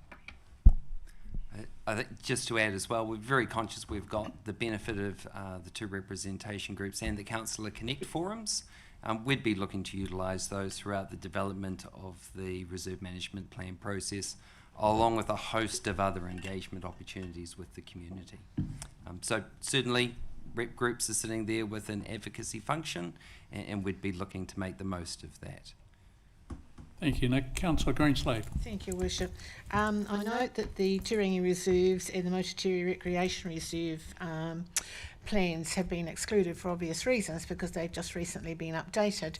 But are they going to be included in the final structure, or will they be on the website separate from the final structure?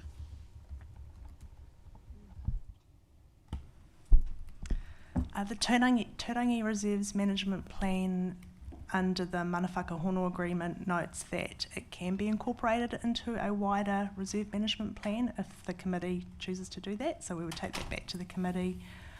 And Motatiri Recreation Reserve, depending on what the structure of the final reserve management plan is, it could either sit as a separate document or it could be incorporated if there were similarities in terms of overarching vision, objectives and that sort of thing. So that will depend on what the district-wide one is looking like.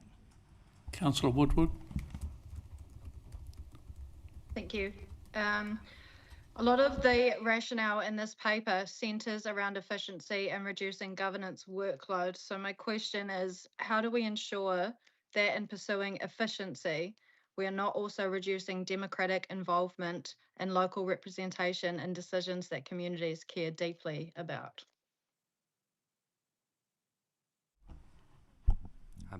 That's why you have a series of committee structures in place to enable you as elected members to represent your communities and communities of interest around the decision-making table. So that's how you do that. Thank you, Nick. Just supplementary to that, I just want to make mention and note of that the consultation process will be reviewed correctly, because we've had previous consultation processes where community has provided feedback, yet it's not been listened to.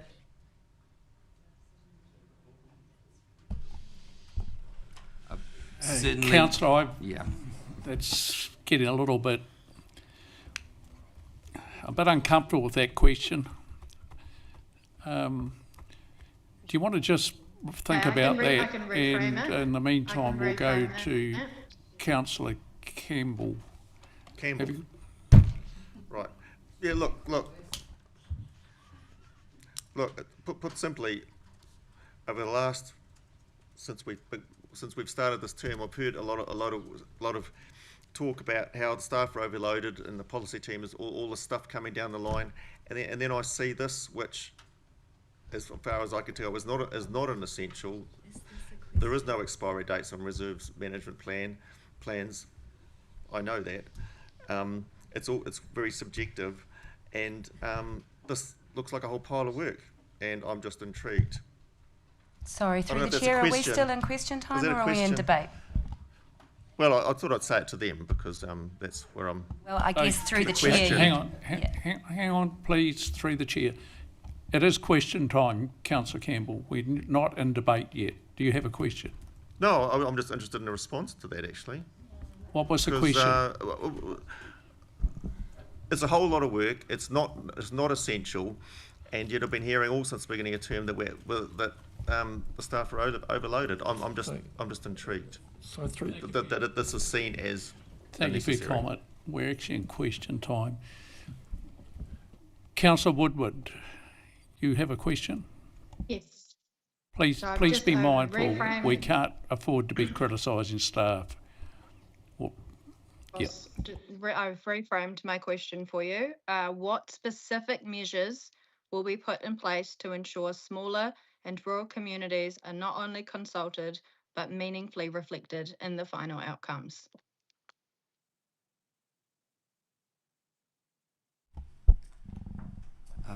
That's why we have a democratic council who's elected by the community. You take the responsibility to ensure that those communities, be they large or small across the district, are reflected in the decision making on the final reserve management plan. That's how we ensure that takes place. Now, during the development of the management plan, certainly you as council can ask us to undertake engagement with particular groups or to seek out specific views, but ultimately it's up to you as elected members to make the decision around how you reflect those views in your decision making. And just to add to that also, once you decide on your review structure, if it's full council or a committee, we would bring to you our engagement plan as well, which we work on with our engagement team and iwi co-governance team, so that you can see what the engagement is and we can work on that together as well. Thank you for that, Nick. We are getting through a fair bit of time. Are there any other questions we need to? And we're going to move into debate now. Councillor Foreman. Yeah, just want to acknowledge this is probably one of those things that most people in the district are going to be, I suppose, looking at, because everyone uses the reserves in some way or another. So thank you for bringing this up. Personally would like to see this work be put on the table and completed because of the amalgamation work coming down the line. I would prefer it to be done by us at a local level before we start having other people joining in on these conversations. It's more likely for the community to have a say if we're not having to go that way. The other thing is, to support the staff and make sure we are getting the right decisions across this work, because it is important to everybody, I would prefer option 3 be considered and the final decision come back to council. I understand you want a little bit of direction and more people focusing on it at a committee level to go in depth, but the final say probably needs to come back to the council so it doesn't go back on those individuals on the committee. Councillor Cameron, you were next. Thank you, Your Worship. I'm just noting the legal requirement / obligation to continuously review our reserve management plans under the Reserves Act. It's section 41.4 if you'd like to read it. And the reason for that is because that is the mechanism by which the community can have a say on what happens on their reserves. That's the only mechanism they have, and they have every right to have input into how they would like to see their reserve land used. The reserve management plans inform the regulatory committee when we set leasing and licensing, and that's getting very difficult to do the more outdated these management plans are, because time stands still for no man and the use of those areas are changing. The community wants it to change. I guess, in terms of the amalgamation, if we don't do this now, the decision making won't be done at a local level. We won't get the sort of consultation that we want for our communities. We've got a time frame now whereby we can set our community up in the best possible way before the decision making is shared with other areas in the region. We know what's best for our communities. We know our communities best, and this is the best mechanism that we have for them to be able to dictate what it is that they would like to see done on their reserves. I also would suspect that if all of our management plans are designed in a similar way, it also makes it that much easier to update as and when, rather than having to ad hoc look at a management plan all on its own. We've got a structure by which we can look at all sports grounds, we can look at all recreation reserves, all scenic reserves, and then we can change what we need to change instead of going through a great big omnibus again. So I see this as a really good opportunity for our communities to dictate how it is they'd like to see their reserves used. It'll put them in the driver's seat, and I think we have an obligation to them to do that while we can. And on the delegation to the regulatory committee, or whether it goes to full council, I don't have a firm opinion on that. I can see the efficiencies of going through the regulatory committee, but absolutely, and they are all elected members, so I don't see a problem with the decision making either, because it will be that committee that implements those management plans when it comes time for leasing and licensing. So I don't see a problem with delegating to the regulatory committee, considering it's their bread and butter, but I certainly appreciate the sentiment that it may need to come to the full table. So you'd be happy with option 2 or 3 then? Thank you for that. Councillor Taylor. Thank you, Your Worship. I thank the team for bringing this to us. This has been a long time coming, and it's been a concern of mine the whole time I've been on council, the age of some of these reserve management plans. And probably the case in point was Motateri, because when a question was asked for an extension of a lease, it triggered the need to review it, which then we went down that whole process. So. And I'm also conscious of a number of times, particularly leading up to summer, where we have licences to occupy and leases where we have to go through all kinds of hoops because the plans we've got are simply out of date. So I thank you for bringing it. It's overdue, and I support the process. one comment I would make, and I go back to Mototeri, that actually worked really well, where you had a smaller group doing the work, and the full decision making came back to full council. And my concern here is that you have so many plans over such a wide ranging area, which will include pretty much all of the district with the exception of Turangi, which has already been done. I believe the regulatory committee is the rightful place for the work to be done in terms of the review and finalising it, but the final decision should come back to full council because of the impact of the wide range of these plans. So that's option 3. Councillor Campbell.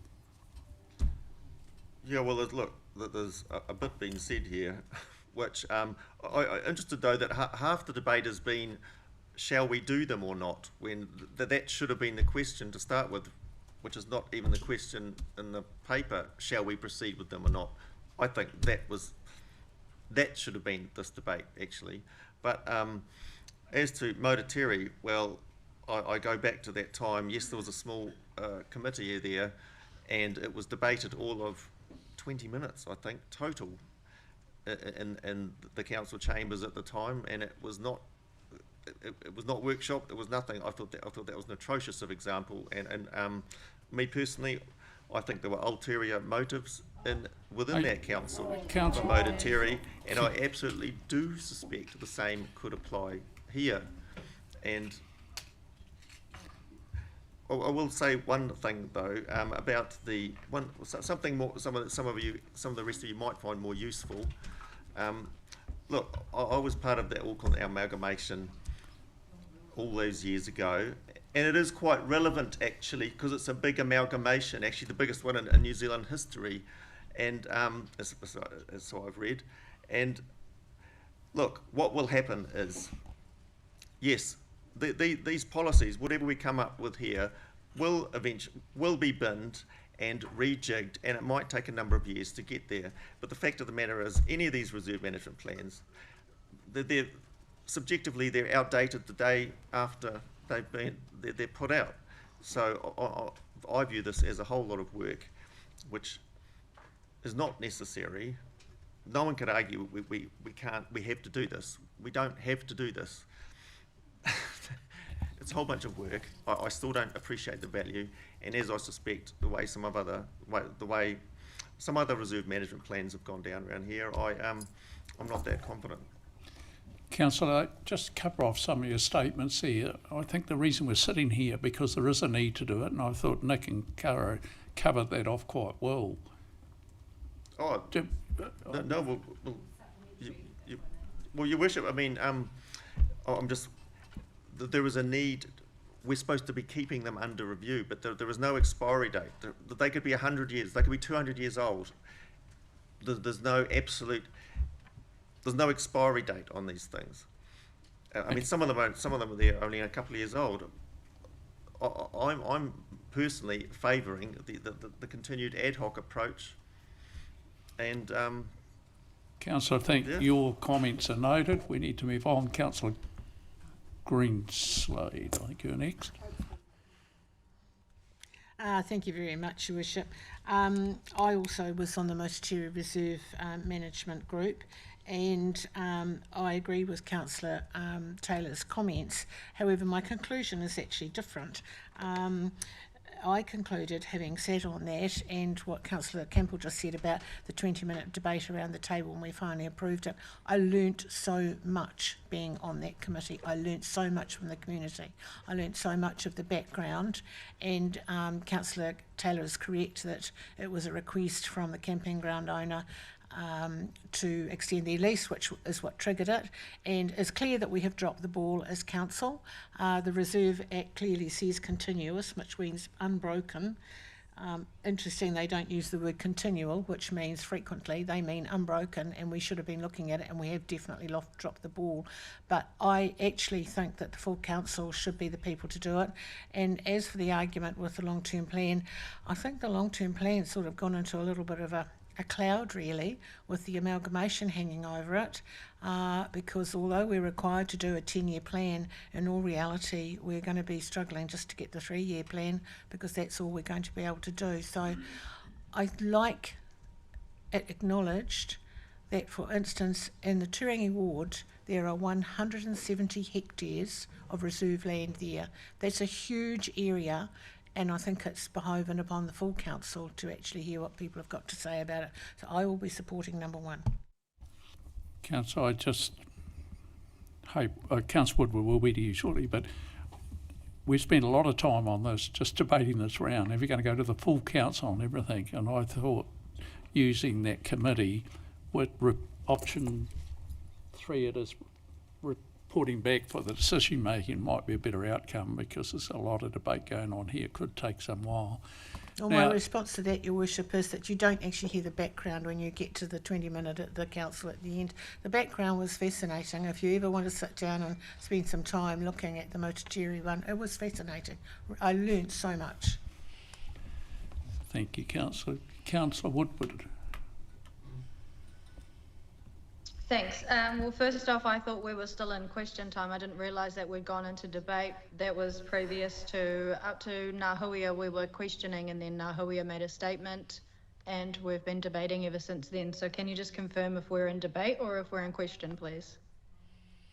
The staff have moved away. We are in debate, but you feel you've got a question you need to have answered?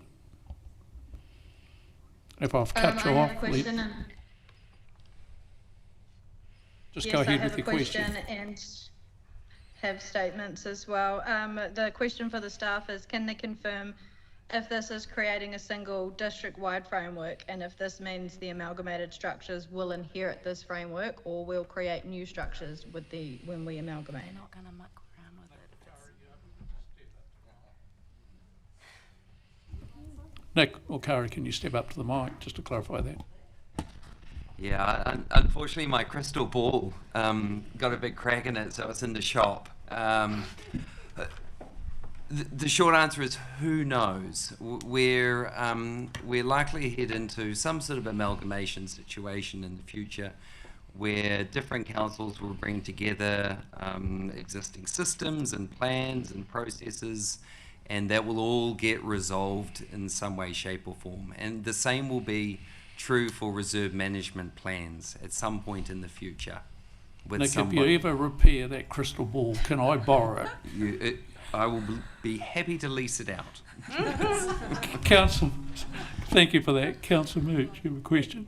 No, not a question. Thanks. Oh, you debate. Yeah. We are back in debate. Yeah. Yeah. Yeah, no, not a question. Just that. Yeah, I agree. We've spent considerable amount of time debating this topic. I think the fact is that we have 14 reserve management plans out of date. We are obligated to continually review them. We are obligated to have them. If we are going to have constant documentation of our own demise outdated, then how does that look on us and our compliance as a council? I'm keen to get this work done. I am keen to delegate whatever means necessary to the regulatory committee, who was set up to be able to manage these processes. I also just want to note that this recommendation that we're looking at right now actually came from the regulatory committee, and the members on that regulatory is myself, Councillor Campbell, Councillor Woodward, with our chair, Councillor Cameron, right here. We spent a considerable amount of time at our regulatory meeting discussing this very same topic as well. So some of the questions just kind of, it's just kind of going over my head, where we've already, the members who are on the regulatory committee, don't act like we haven't had a conversation about this, because we have. We were the ones who made this recommendation to come to full council. So just want to clear that up there. I'm keen to move on. We've spent a lot of time on this. They're outdated reserve management plans. We need to review them. Otherwise, look at us. Incompliant, council who doesn't want to review their own reserve management plans. I'm not going to be part of that. Thank you, Councillor Cameron. Yeah, just picking up on a couple of the points that have been made, and I just I wanted to point out that we put this reserve management plan omnibus in the LTP. So we've already consulted the public on this and we've made the promise to do it. So that's why we're not asking whether we should or shouldn't, because we've already asked and we've consulted. So we have to do it. We have to do it under the Act. And we've got our consultation events that we can go to listen to the public. And I note that the Regulatory Committee is open to any elected member to sit in on if they would like to hear what's going on. So I don't think that's a barrier. I think it's helpful to have the Regulatory Committee in the first instance who can be put together ad hoc and as and when versus full council, which is really difficult. So at the very least, I think that a recommendation from the Regulatory Committee, but I still maintain that the Regulatory Committee could actually make these decisions given that is what they are put together to do. Thank you, Councillor Cameron. Councillor Campbell. Oh, yes, I do recall that meeting last week that I was part of, and I was saying the same thing. And I'm saying it is not necessary. We don't have to do this work. And I did get assurance and answer from Nick, and I'll quote him here. If council decides next week that they do not wish to proceed with this as a piece of work, then we can step back and do other work. This is not a necessary piece of work. It is a optional piece of work that, and just reminding everybody that we do have the option not to proceed with this. Are we going to? It seems to be held as a given that we just have to, but I dispute that. Okay, your point is made, and we accept it, understand it. Councillor Woodward. Thank you. Yes, this was brought up at the Regulatory Committee, but it still needs to be brought to the full public's attention. So thanks for mentioning that, Councillor Murch. This is a decision that needs to be made by the full council, not just the Regulatory Committee. And while the Regulatory Committee can get together perhaps easier than the full council, the quorum for the Regulatory Committee could also limit some of this as well if all the Regulatory Committee members aren't always available. So there is that concern too. And lastly,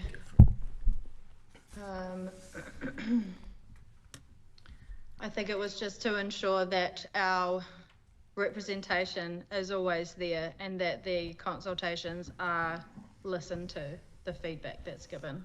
Thank you, Councillor Woodward. I'm going to move on and put this to the vote. The way I see it, with some people there's one person spoke about option 1, but everyone else spoke about option 2 and 3. I detect there might be more for option 3. Do we just want to have a quick, to be clear what we're going to be voting on? Can we have a show of hands who would favour option 3? So that's going to the Regulatory Committee but coming back to the full council for ratification. Can I just clarify? I'm sorry, through the chair, I am going to vote for option 2 because there's a note in here that says that if we are to decide today that we're going to delegate the authority to the Regulatory Committee, the council can review that delegation if we need to. So I just want to note that. It's not as if we're giving all power to the Regulatory Committee and it's done. We can come back and review that. That's what it says in the paper. So it doesn't say it in the recommendation, but I've highlighted it in the paper. So those that would favour option 2? So it seems to be option 3 seems to be the favourite one. Well, through the chair, can I just ask, are we going to have a vote whether we're proceeding with this work or not?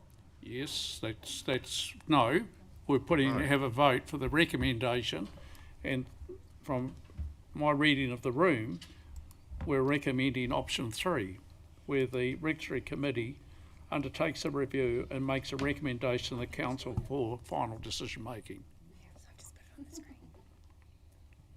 So that's happy to move. Who's happy to move that? Oh, that was me. Councillor Delator, thank you very much.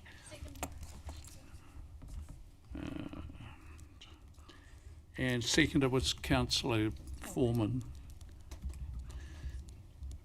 So are we all clear what we're voting for? We're essentially voting for option 3.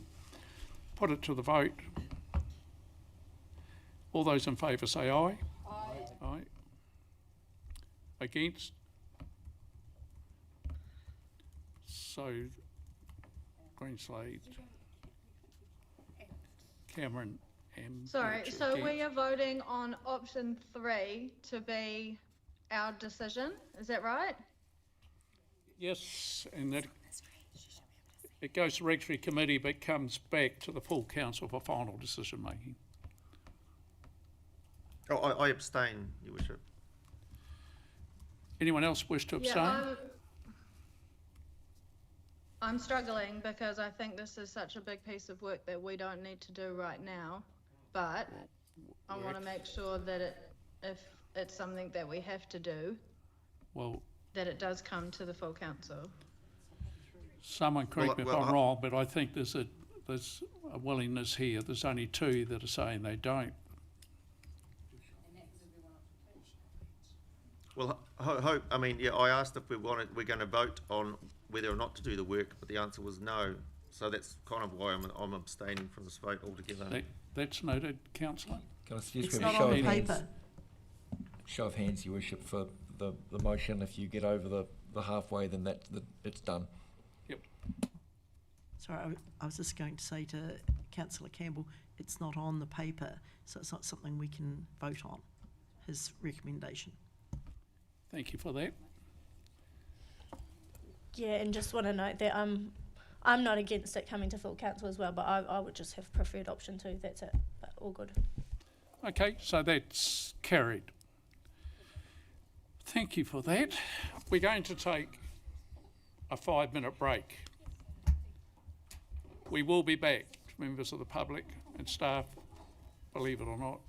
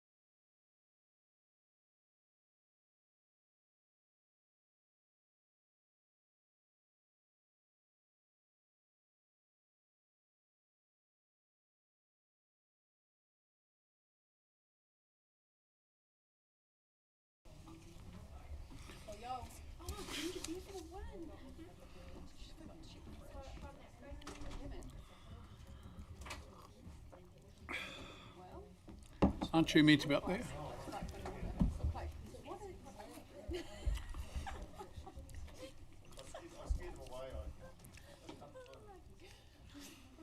So we're moving right along. We're on to item 5.5, Resource Management Act 1991. Objections to sections 357, 357A and 357B. Delegation to the Regulatory Committee. Karen Watts, what a pleasure to hear from you. Kia ora koutou. So I've got Heather with me, she's the Resource Consents Manager. This is just to request for an amendment to the Regulatory Committee terms of reference and delegations for these matters to be heard. So if you have any technical questions, Heather is right here for you. Thank you.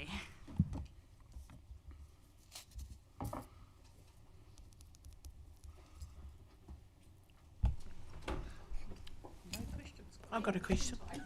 Yes, we are in question time. So who's first? Councillor Greenslade. Thank you, Karen. Based on our previous experience, how many and how often do you think these we actually will have? Hardly any. It's just... That was what I thought. Yeah. Okay. Generally, you can negotiate them if there is an objection without needing to go to a hearing. But in the instance that someone wants to pursue it, we just think it's prudent that we have the right structures in place.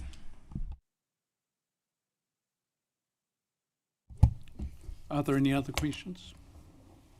Well, just a question. Why now? Why not years ago? Well, whose bright idea was this? My bright idea?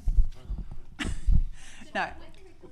We have previously had hearings committee structures, so different structures, and as I say, we hardly ever get any objections, but just essentially feeling what's happening in the market and some discussions, we just thought it would be prudent at this time just to make sure that should we need to, under the current RMA structure, that we can move swiftly along with it rather than a delay in trying to bring an item to you for a full council and move things along. So you're foreseeing increased business, is that what I'm hearing? Probably the opposite. Maybe some challenges in doing business that may arise or may not, but we're just being, covering. Hope, you have a question?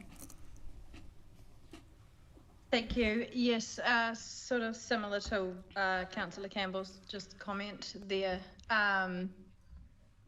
What is the need for this, and the options that we've got on the paper?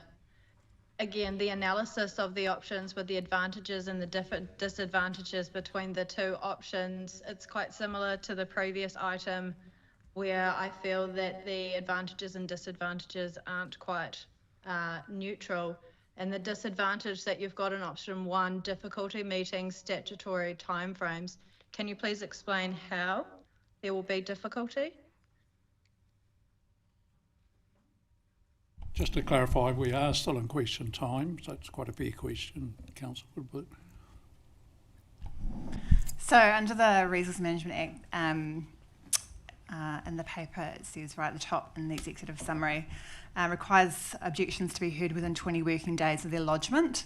So often it's longer than 20 working days for me to get something onto the full council just to get the approval to get a committee together or to get the appropriate people together. So this is enabling and recognising that yes, we still have to coordinate and work with the requirements of timetables of the regulatory committee, but that may be able to be facilitated without unreasonable delay, which is the whole basis of keeping things moving under the RMA. Thank you, Heather. Councillor Foreman, you have a question? So finished. Okay. Just want to confirm, so if we get these types of questions, we're going to, you're recommending we go to the committee. If we are not happy with that at some point along the way, we can always change it and take it back to full council.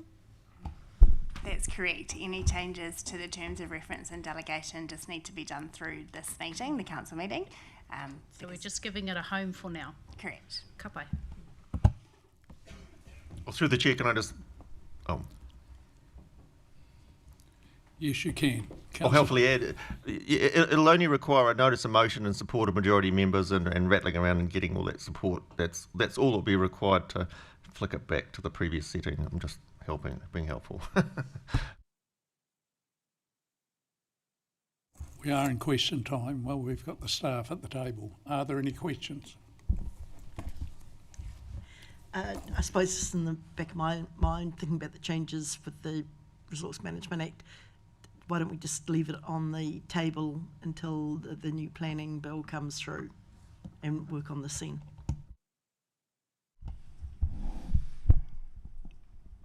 That's a valid point. I think the kind of alluding to why this is before you at the moment is that there had been some discussions with some projects that potentially may have required this. They haven't come to that and they haven't been objected, but it just made us aware that in the interim, whilst we're in perhaps some more uncertain economic times and pressures, that waiting for the next outcome for the RMA changes, it may be needed earlier. So just, yeah, so many things that we're uncertain about at the moment. Any other questions from the floor? If not, we will move into debate.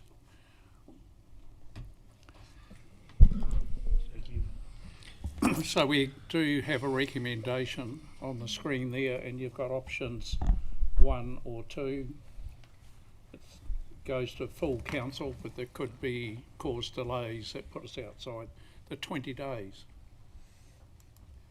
Councillor Taylor. Yeah, just a couple of comments. So if we do this, that would make that committee or require that committee to operate in a quasi-judicial manner, not dissimilar to the Dog Control Committee. We do have a member, I'm looking at her across the way here, on the Regulatory Committee with the RMA qualification.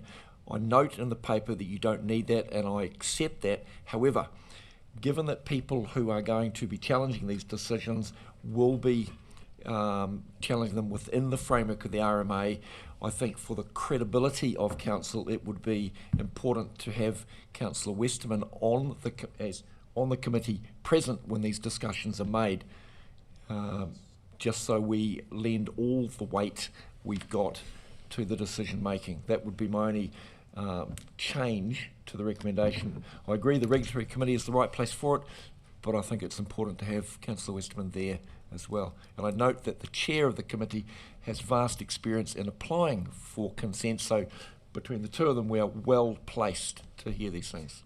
Thank you, Councillor Taylor. Councillor Woodward. Thank you. I think my comment is just that I don't believe that the analysis of the options, the advantages and disadvantages are fair, and that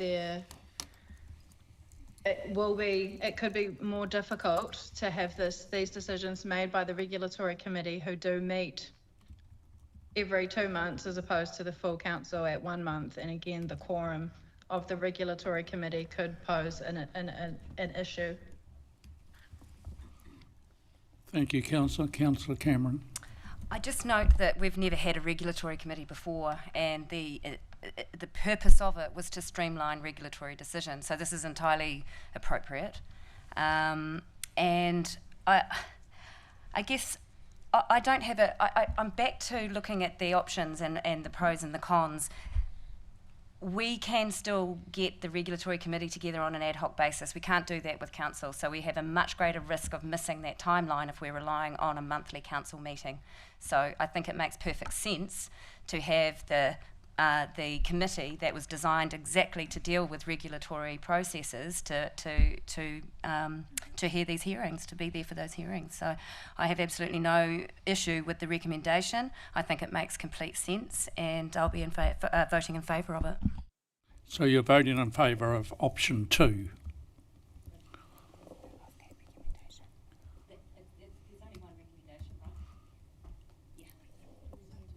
Yeah, but to be clear, we are voting. I'm voting for what's on the screen. Yeah, which is option 2 in the paper.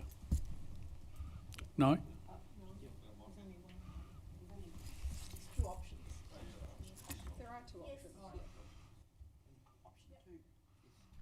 To be clear, I'm voting in favour of the recommendation that is on the screen. Which is, yeah, which is option 2. But I forgot something wrong, which is. Okay. Any other comments on this before we put it? Okay. Yes. Oh, sorry. I have a comment, and I just note Councillor Woodward's got her hand up as well. Oh, but thank I you. think just in light of, I think the identification of this then being a, the chance for the regulatory committee to exercise quasi-judicial powers, and the need to have, like Kevin mentioned, Councillor Westerman on there who holds the, Commissioner Making Good Decisions qualification. I think we should consider putting our chairperson of the regulatory committee through the good decisions making qualification. I mean, I think it's a no-brainer. I haven't actually talked with Rachel about it, but I think if we're going to have a regulatory committee who will then be required to exercise these quasi-judicial functions, it may be good to have our chairperson qualified to do that as well. Could I just seek clarification? Councillor Taylor, you are qualified as well? Or have I got that wrong?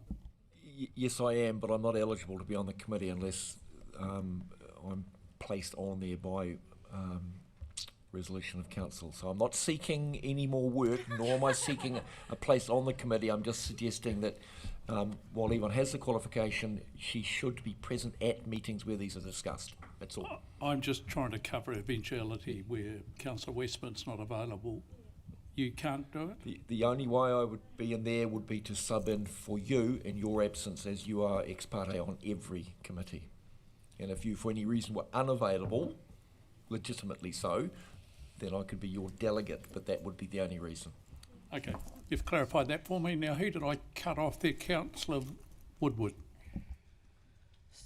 Thank you. Yes, just sort of on that point of what Councillor Taylor is saying there in his comment before about ensuring that Councillor Westerman is there. I think that actually just highlights the value of having broader elected member involvement in these matters and proves even further that this decision making should be for the full council table. Thank you, Councillor Woodward. Councillor Foreman. Yeah, I'm not against this resolution at all. I just wanted to check that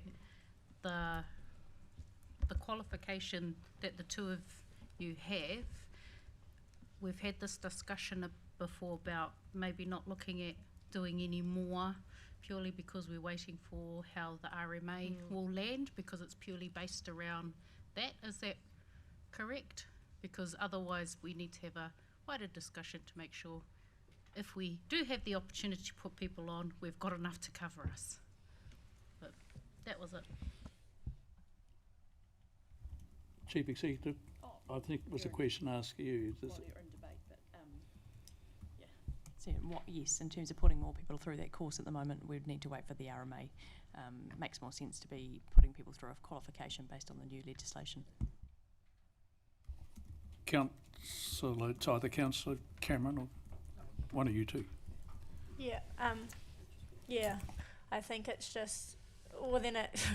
You know, if we're considering the elected members who do hold that qualification, there are only two around this council table. So I don't think it makes sense for this delegation to remain with full council when essentially we do only have two who hold that qualification anyway, and one of them sits on the regulatory committee. So, you know, I'd be in favour of the resolution. Yeah, I do think though that we You know, we need to be looking at that qualification for more of our elected members, regardless of the changes to the RMA, because who knows when that's going to go down. And I think if I'm, what do you call it? I think there was an opportunity a long time ago for more elected members to be put through that qualification anyway. So I think, you know, I'm not saying we're using the changes to the RMA as the hold-up, but I think that it is more, you know, it gives us more efficiency as a council if we had more people who held that qualification. Thank you for that. Councillor Cameron. With all due respect to the commentary around the table, I accepted the position of chair of the regulatory committee because I feel I could do the job. I wouldn't have agreed to take the chairmanship position if I didn't feel I could. It's the regulatory committee that deals with regulatory issues and processes of council. I'm very, very familiar with them, and I note that we may only meet ad hoc perhaps or every now and then on this particular issue. If there is no confidence in my ability, then perhaps it's best to let me know now. Just to clarify that for you, Councillor, I don't think that's the intention of the room at all. You've got the wrong end of the stick if you've got that inference from me, at any rate. Any other commentary on this issue? Oh. If not... Well, I was just going to move. I've heard everyone's opinions. I think the qualification chat can be taken offline. We can chat about that more outside of this meeting. I think adding Yvonne could also happen administratively, and talk to the chair about that. But happy to move. My point being, happy to move as is. Thank you, Councillor Alator. Do we have a seconder for the motion? Councillor Westerman seconded.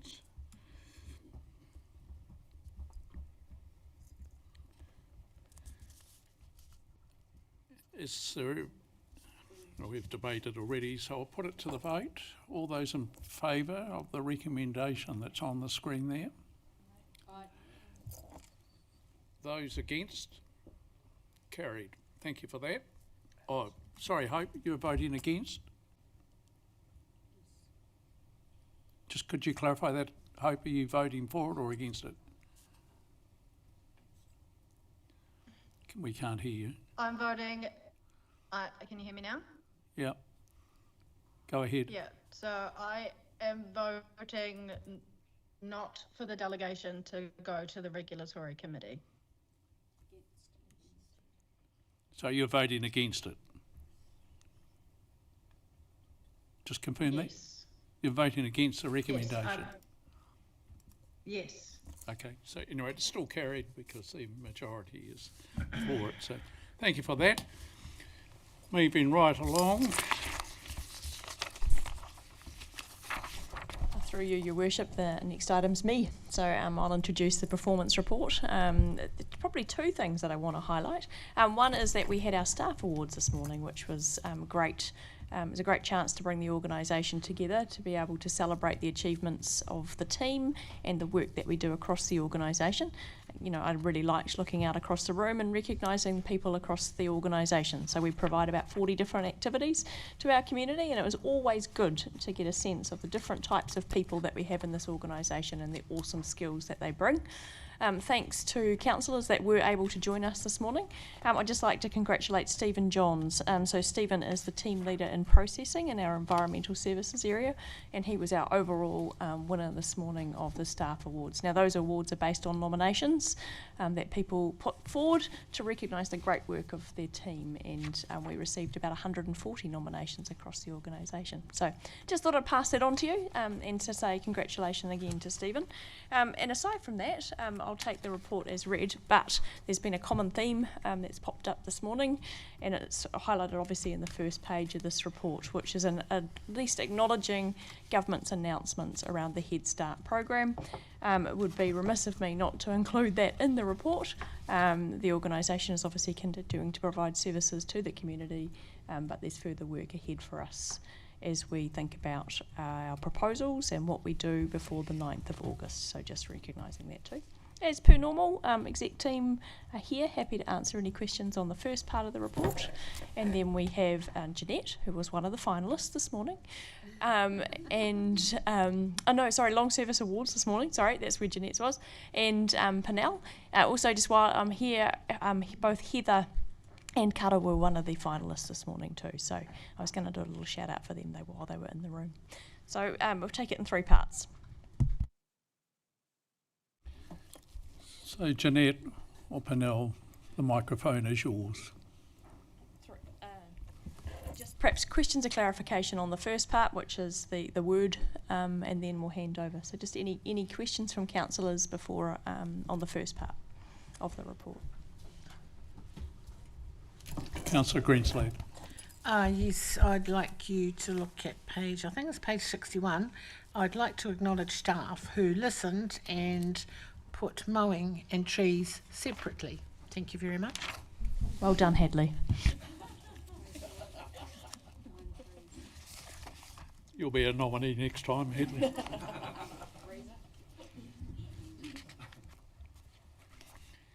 Any further questions? If not, we'll move on to Panel. Tēnā koutou elected members, Your Worship the Mayor. Just a brief update today on the significant projects. As we find towards the end of the year, the May time frame tends to slow down a little bit, and obviously there's been a lot of uncertainty in this space. However, I expect that the final month and a bit will be a bit of a rush to the finish line. We're showing at around 56 mil with capital delivery, and so I'm just going to go through some of the details in terms of the changes. The Skater FT View project has had a small increase in time risk. That's the only key change across the portfolio, and that's just due to the availability of key resources. It's very specific in that space. I just wanted to give you an update regarding the wastewater treatment plant program.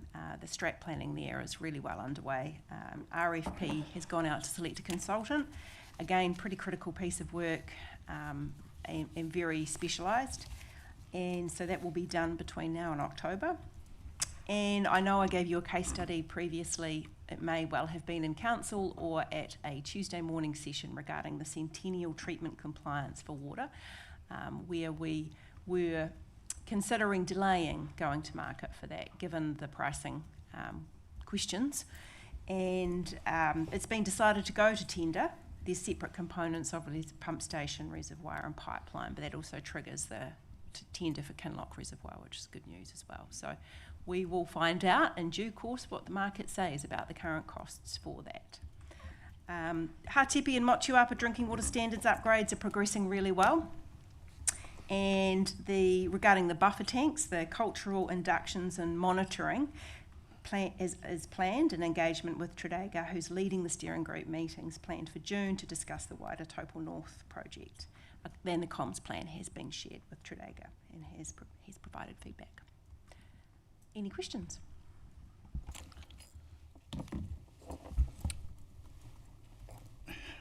Panel office, Councillor Murch. Just the last point you made, you noted that Tredegar was leading a steering group. What steering group and how was that appointment made, I suppose? Yeah, through the chair, I can respond to that one, Councillor Murch. When we say steering group, that's the Wastewater North steering group, North Solutions, that came out of the last pre and during the last LTP, and that's really where we've got a group of the Hukuai Hapu reps around that, and we're working with Tredegar around some of the cultural monitoring and some of those protocols on that location, which has been agreed as part of that. And if I go back a bit further, there's the Waikato CIA, Waikato Y CIA as well. Links into that. Been a project that's been underway for for ages. Yeah, Councillor Murch, yeah. No, that makes sense. I think I just had the steering group thing in my mind, and I knew that we hadn't yet made any appointments to any steering groups other than the landfill. So that was all that I was thinking of. But if it's something that's been, in play for a long time. Just a reminder, we're all in question time. Yeah. Sorry to cut you off. I asked a question, Mayor yeah, John. I know. So thanks for that, Tony. Yeah, through the chair. Sorry, just it's the Waikato Awa CIA, not my. Beg your pardon. Councillor Cameron. Thank you, Your Worship. In my career outside of council, I'm still getting multiple emails every week with price increases. Are you receiving the same thing? Do you have any concerns about budgets going forward? Through the chair, that's a really good question. We've got a workshop coming up about that. We've done a lot of analysis through our fuel escalation team and communicating regularly with our suppliers. Obviously, there are some concerns because there's a lot of unknowns in the future. A lot of that's tied up with what's happening in a global situation. But we've done some really rigorous analysis and we'll talk through that in a lot more detail on Thursday. Thank you. I appreciate that considered response. You're obviously all onto it. Any further questions from the floor? Jeanette, do you want to carry on with your... Tēnā koutou, Your Worship and councillors. I would like to take the financial performance paper as read. I would just highlight that the reforecasting that you approved in the April council meeting is reflected in the full year forecast numbers, and we've also reorientated the capital graph, Councillor Greenslade, so I hope that it was easier to read this time. And as community grants was a topic last meeting, I've just checked and we have either paid or have ready for payment nearly $150,000 of community grants from the rounds that were held earlier in April. Councillor Woodward, do you have a question?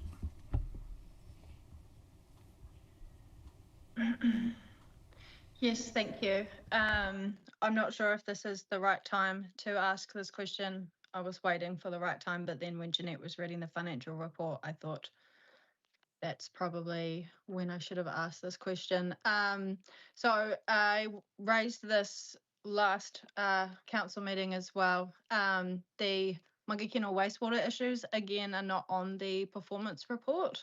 So I'm just, again, questioning why, because this is not a minor operational matter. Yeah, through the chair. I beg your apologies there. I wasn't actually at the last council meeting, but certainly the issues that you've raised are operational level, and I know that we're dealing directly with you and the community on those. So the performance report is more focused around CapEx projects. Sorry, just in that comment there, you're dealing directly with me and the communities. Can you confirm how you're communicating with the communities on this issue? For the chair, for yourself, because I understand that when my team are working alongside yourself, you're asking us around what can be shared. So my assumption is that you are sharing some of that information we're giving you. Yes, that is correct, to community who are asking me questions, but visible communications from council itself hasn't happened yet. Through the chair, I'm just, point of order, what's that got to do with our current agenda item? I don't see the relevance right now. I'm questioning performance report, Councillor Cameron. Yeah, it's a capital expenditure performance report, so we're to keep on topic, perhaps we can take that conversation offline so we can move on with the agenda item. We'll just pause on that. Can I have some advice from you, Deputy Mayor? Well, yes, correct. If we're going to apply universally and across the board standing orders, then Councillor Cameron is quite correct. It's not part of the agenda item. It's a separate issue. Not saying it's of any less merit, but it's a separate issue. Thank you for that advice. So I'm sorry, Councillor Woodward. No, that's totally fine. I mean, I'm still just trying to understand when is the time and the place to bring these up. As I mentioned last meeting as well, there was concerns around the wastewater smell plant for Taupō, which was mentioned in that performance report, but the wastewater smell issues here in Mangakino weren't mentioned. So again, just trying to understand if one place can be mentioned, why can't another? That's understood. Councillor Cameron? I could explain, and then we have some understanding around that. It's because it's an existing capital expenditure project. That's why it's in the performance report. It's a big project. Thank you. Are there any other further questions? Oh, go ahead, Councillor. Yeah, sorry, just that the Monkey Kennel wastewater plant is being upgraded as well, so.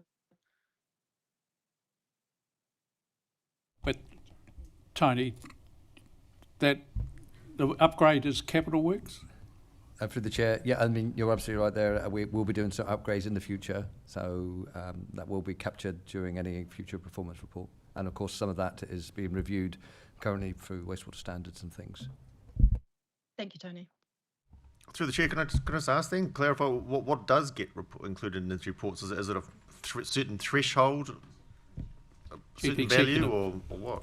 Yeah, so each year at the beginning of the financial year, Penel does a great job of going through and identifying key projects, so financial threshold, or projects that we believe might be of significant interest to you that you may wish to see monitored on a monthly.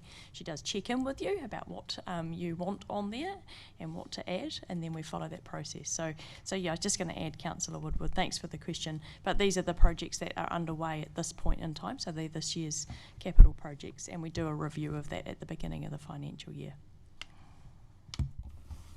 And apologies, Councillor Woodward. I wasn't sure if you were referring to the portfolio report of significant projects or the performance report regarding, audit things to do with wastewater, and so that's why I was a little confused about the question being asked. But Julie's 100% correct in that we review at the beginning of each financial year which projects, not all of them are capital, some of them are like the long-term plan or the Turangi master plan, where they're deemed to be significant because they're of a certain value or significance according to that community. And certainly as we lead into the next financial year, we'll be looking at those projects. Obviously with a couple of hundred capital projects, it's difficult for us to report on all, but we certainly review and provide you with the opportunity to provide your thoughts on those new projects to be added to the list. Thank you for your comment. Councillor Campbell. Thank you. Oh yeah, look, just to clarify that, just educate if you like, some councils do have something called a financial committee where decisions over a certain financial threshold, or I'm not sure of their criteria, but I'm sure that's included in it, would come to this table for deciding whether to proceed or not, rather than just reporting on how they're proceeding. Just a point of difference. Some other councils operate.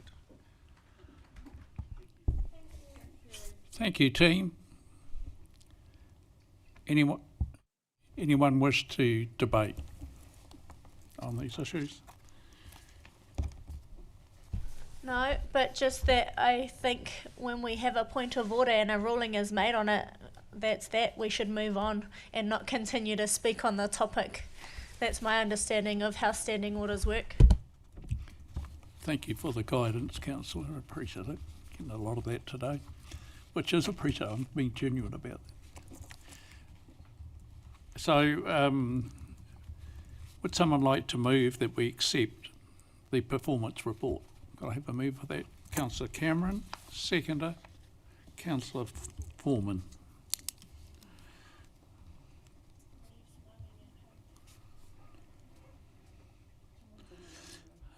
Okay, we'll put that to the vote. All those in favour, please say aye. Aye. Aye. Contrary, no. Carried. Thank you for that. Sorry, can I just ask a question through the chair? Of course you can. And it's to Councillor Woodward. Sorry, I noticed that she's making some sort of laughing faces towards the room. I just want to clarify whether or not there's other people in the room with you. I don't see you have your headphones on, and I believe that it was a rule for us to have our headphones on and our camera on at all times. I note that you've been switching your camera on and off, Councillor Woodward, so can you just clarify that nobody is in the room with you, or are you speaking to somebody not in this meeting? Councillor, could you just clarify that? Sorry, we're in a public meeting right now, so that makes it absolutely appropriate for other people to be in the room. Is that correct? That is a point. We will be going into confidential business, so Councillor, shortly. Okay, we'll move right along to option 5.7, council engagements to June 2026. Councillor Karen Watts. Hey, why don't you just do it from here? It's not council, no. Sorry. Your Worship, I'm not a councillor. One day. Just to say, Karen. there's been no changes per the report, so all those engagements for June are still current. We are going to get the location of the Te Aroha River Iwi Trust meeting, so that will come through at the end of the month. And then the second one is just to retrospectively approve your Worship's travel from this month. Someone like to approve my travel, Councillor Westerman. Is anyone prepared to second it? Councillor Taylor. All those in favour, please say aye. Contrary, no. Do I better abstain from that. Thank you for that. So, item 6, confidential items. Do we need to take a break? Make sure we clear the room.